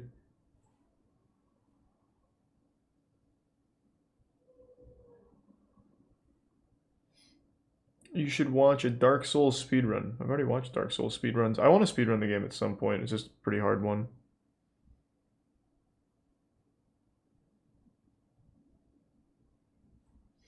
Literally any video by Post10. Alright. Newest one. I wonder if he drains it. Today, we're in northern New England. Look at this. Someone threw out a whole bunch of beer bottles and half of them shattered. We'll go ahead and pick that up in a moment. But what caught my attention is this little culvert pipe here. The water levels are definitely different on each side, which makes me believe there might be a small blockage. I like the idea of Post10, but I don't really like watching it for YouTube See night. the cracks? But he's gonna open this pipe up, I bet. Compared to a few minutes ago. Yeah. Look at it go. Can't see much there.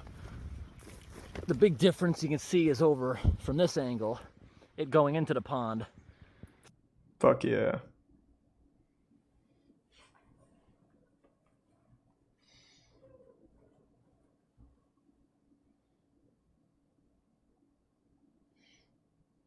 I know Sam Onella, man. He's even been on our podcast. I've of course seen his content.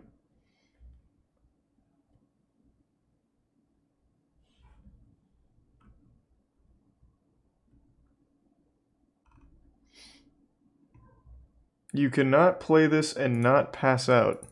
What?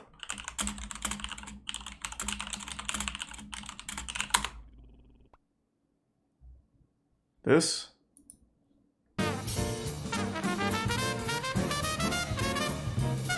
I hate the way this title is worded. It should be, you can't play this without passing out.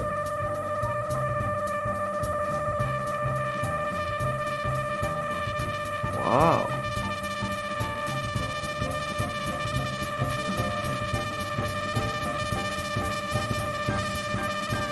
Holy shit.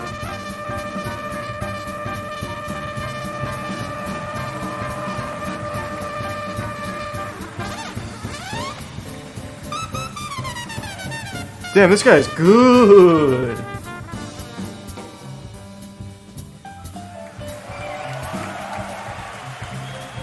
Holy shit.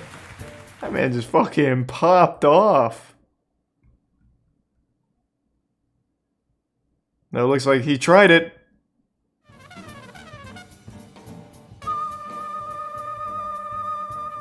It's a different instrument, I don't know if that helps.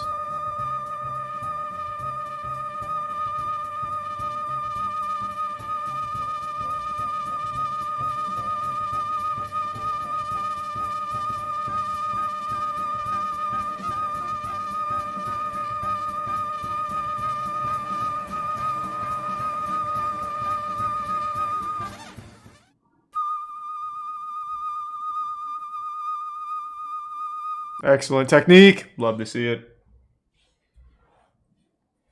Thanks to the resub Robo Tits and Andy.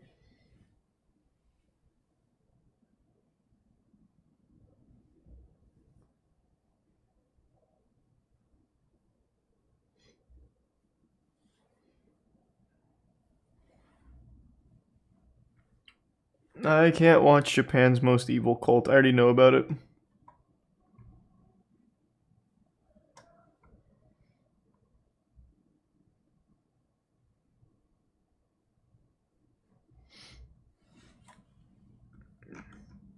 The Disturbing Case of the Amazon Review Killer. Didn't we already watch that? That sounds really familiar.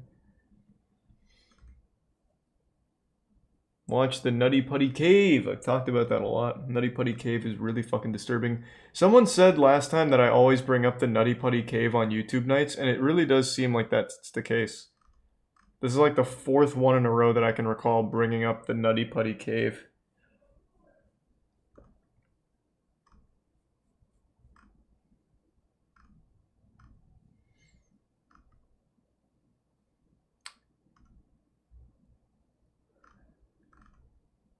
Have you watched any of Shane and Ryan's BuzzFeed Unsolved? Yeah, I don't really like it. I just don't like BuzzFeed. Tree Man. Okay, I'll look up Tree Man.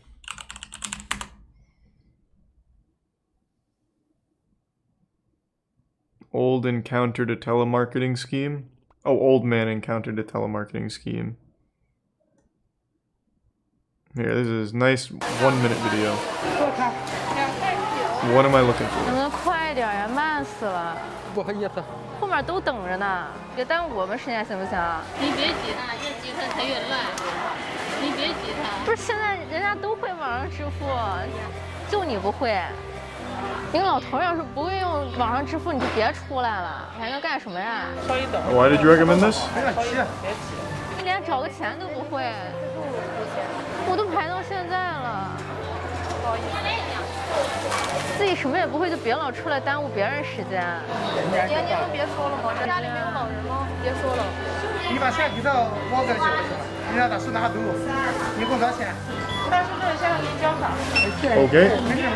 Thanks to Prime Neo. You really wanted me to see this. Why?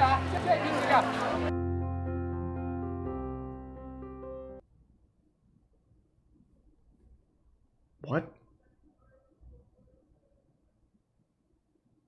你什么破车啊？谁车？我买了，怎么了？ Okay. Good message. Don't treat old people like shit. All right.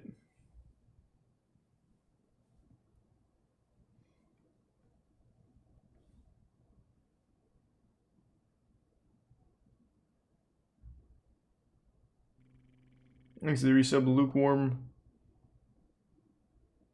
Hey, sleep well, Super Goat, and thank you.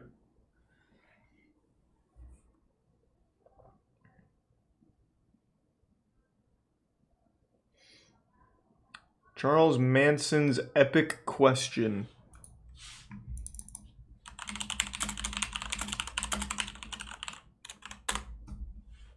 Oh, it's this one. Do you feel blame? Are you mad? Do you feel like Wolf's Kebab's right French? Get French.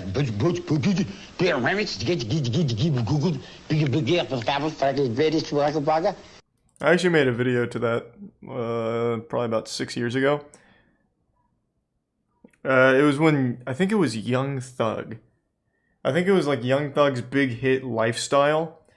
And Young Thug and like Playboy Cardi and all them, like a lot of their verses, pretty much everything they say just sounds like gibberish in a lot of their tracks. So I played this over Lifestyle, and it sounded really fucking good.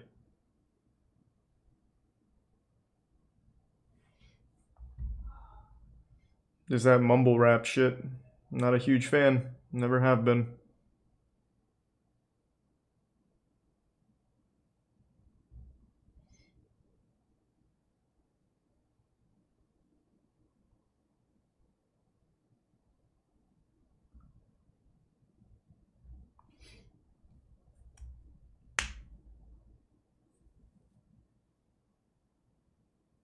Yellow screen painting.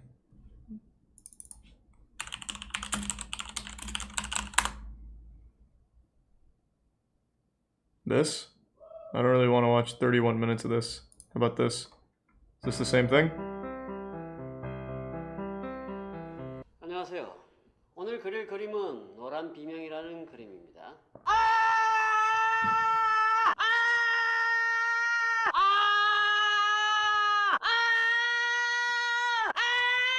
It looks pretty good.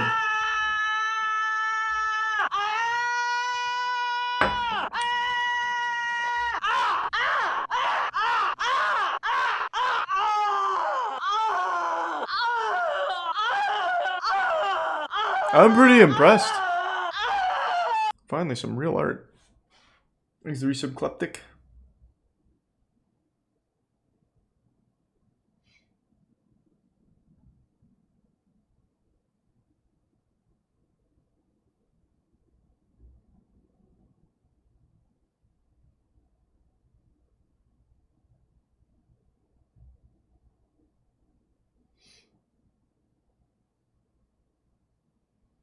$10 million art, easy. All fucking day.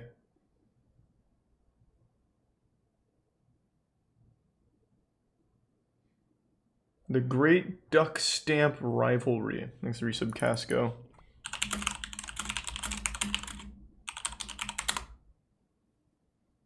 This? Useless rivalry. But I do love the commitment to the shitpost.